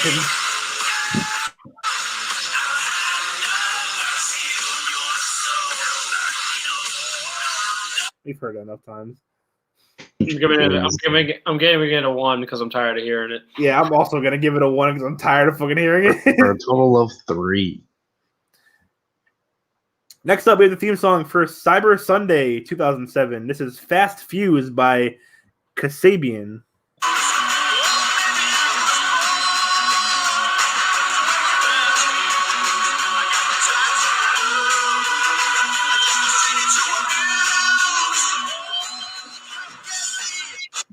I give it a 2.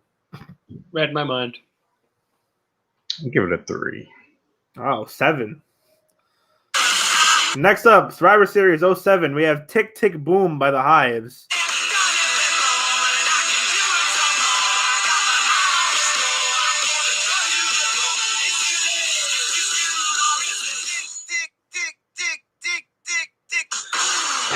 That just knocked it a couple points. I'm gonna be honest. I give it a 4. I'll give it a 6. That's a 3. 13. And finally, for the first time since 2003, Armageddon does not have the end as the theme song. The theme song for Armageddon 07 is Bed of Nails by Ronnie Stone and Neil Griffiths.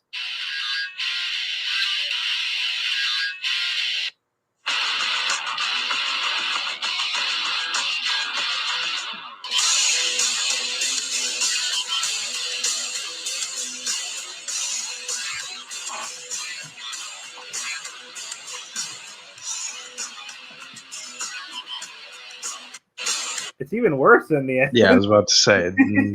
I would have rather the end. Nothing. I'll give it a 3. Give that a 2. Alan did with the Uno. All right, your winner for 07 is One Night Stand 07's Famous by Puddle of Mud. So there we go. We'll be back with 08 and 09 next week, but now it's time for the first matchup in Season 4 of Superstar SmackDown 4. Let me get that banner out of the way. Ladies and gentlemen, it's time. It's time for The Rock versus Stone Cold Steve Austin. Should we do introductions? If you would like to, yeah. In this corner, hailing from Miami, Florida, weighing in at 260 pounds, The Rock. No, my throat hurts. I'm not feeling it. And his opponent from Victoria, Texas, weighing in at 252 pounds, Stone Cold Steve Austin. All right, Josiah, what we got? All right. So I don't know how you want to have the criteria for who you pick to win, but pick however your heart desires. I guess whatever moment or match is better, I guess. Like I said, whatever your gut tells you, I think is probably the route to go here. But round one, we have Stone Cold Steve Austin versus Jake the Snake Roberts, King of the Ring 1996, where the Austin 316 was born. Following The Rock versus Triple H, SummerSlam 1998, a ladder match for the Intercontinental Championship, and this was this is like a bout where Nation was about to really blossom, right? It was like the very beginning of that. I think it's like near the end of the Nation. Really? I thought he wins the IC belt and then he they start fucking. No, this is like his second or third IC title reign. This is going. Well, I know it's the second one or his third one. This is Rock. This is like towards the end of the Nation. Rock is about to be going into his big heel push at Survivor Series in a few months. Okay. But yeah, those are the matchups. Those are. I'm going Austin 316 just because of how important that moment is. Yeah, it was like you said in the beginning, it birthed Austin 316. So you got to go with it. Yep, clean sweep from me. 1-0. We have for round two, we have Stone Cold Steve Austin versus the Bret the Hitman Hart. WrestleMania 14, the iconic moment where Stone Cold is bloodied to all hell and he passes out. Oh, this is WrestleMania 13, excuse me. Versus The Rock versus Hulk Hogan. WrestleMania 18, Icon versus Icon. I went Stone Cold on this one. I remember having like a VHS of this match. Yeah, I'm going Austin too. Yeah, it was awesome. Another clean sweep. 2-0. For round three, we have Stone Cold Steve Austin versus Shawn Michaels. WrestleMania 14.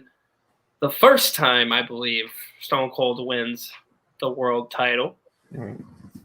Versus The Rock against John Cena, WrestleMania 28, a.k.a. once or twice in a lifetime. I'm going to go Rock on this one. Yep. Build-up was so good. Oh, the build-up was so good. Honestly, the Stone Cold build-up to that match was good too, though.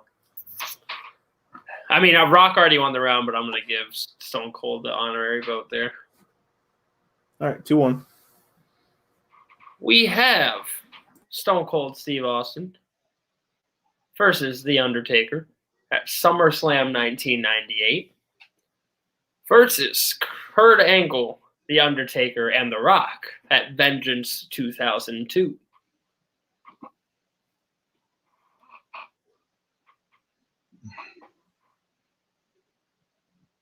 One Stone Cold on this one. I'm actually going to go The Rock, Vengeance on this one. I'm going to go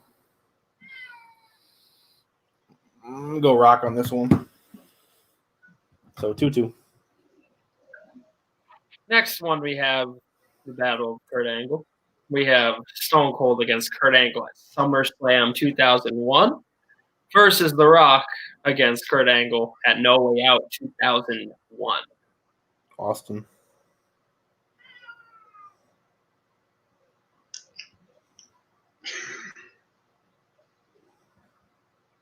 I'm going to go Rock.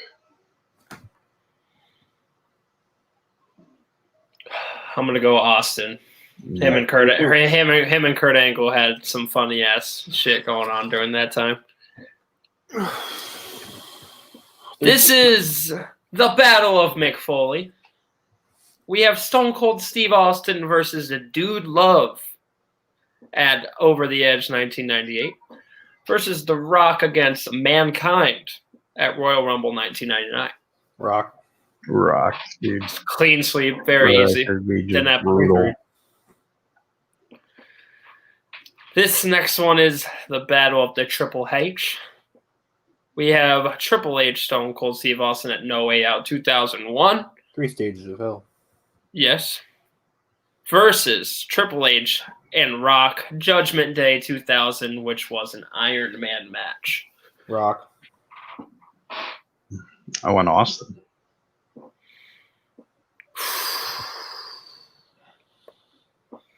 I'm going to go Rock because The Rock and Triple H's feud was insane. 4-3. Now we have the Battle of the WrestleManias. We have WrestleMania 17, where Stone Cold battled The Rock. Whose performance were you most impressed with? Stone Cold. Yeah, I think Stone Cold stole that. Yeah, especially going heel. Yeah. 4-4. Second battle of the WrestleMania matches. The Rock versus Stone Cold Steve Austin at WrestleMania 19. Stone Cold again because he was injured. He knew it was his last match, and he was in the hospital the night before and still pulling a banger.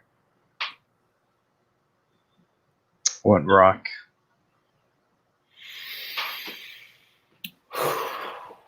Wow. I was sure about my pick, but now it got messed up. What's the score? 4-4. I'm going to go The Rock. All right, 5-4. Last matchup.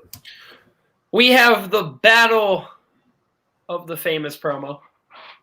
We have Stone Cold when he just laid the beer bath on Vince McMahon and The Rock against This Is Your Life, where The Rock and Mankind just went on an absolute banger for about 25 minutes.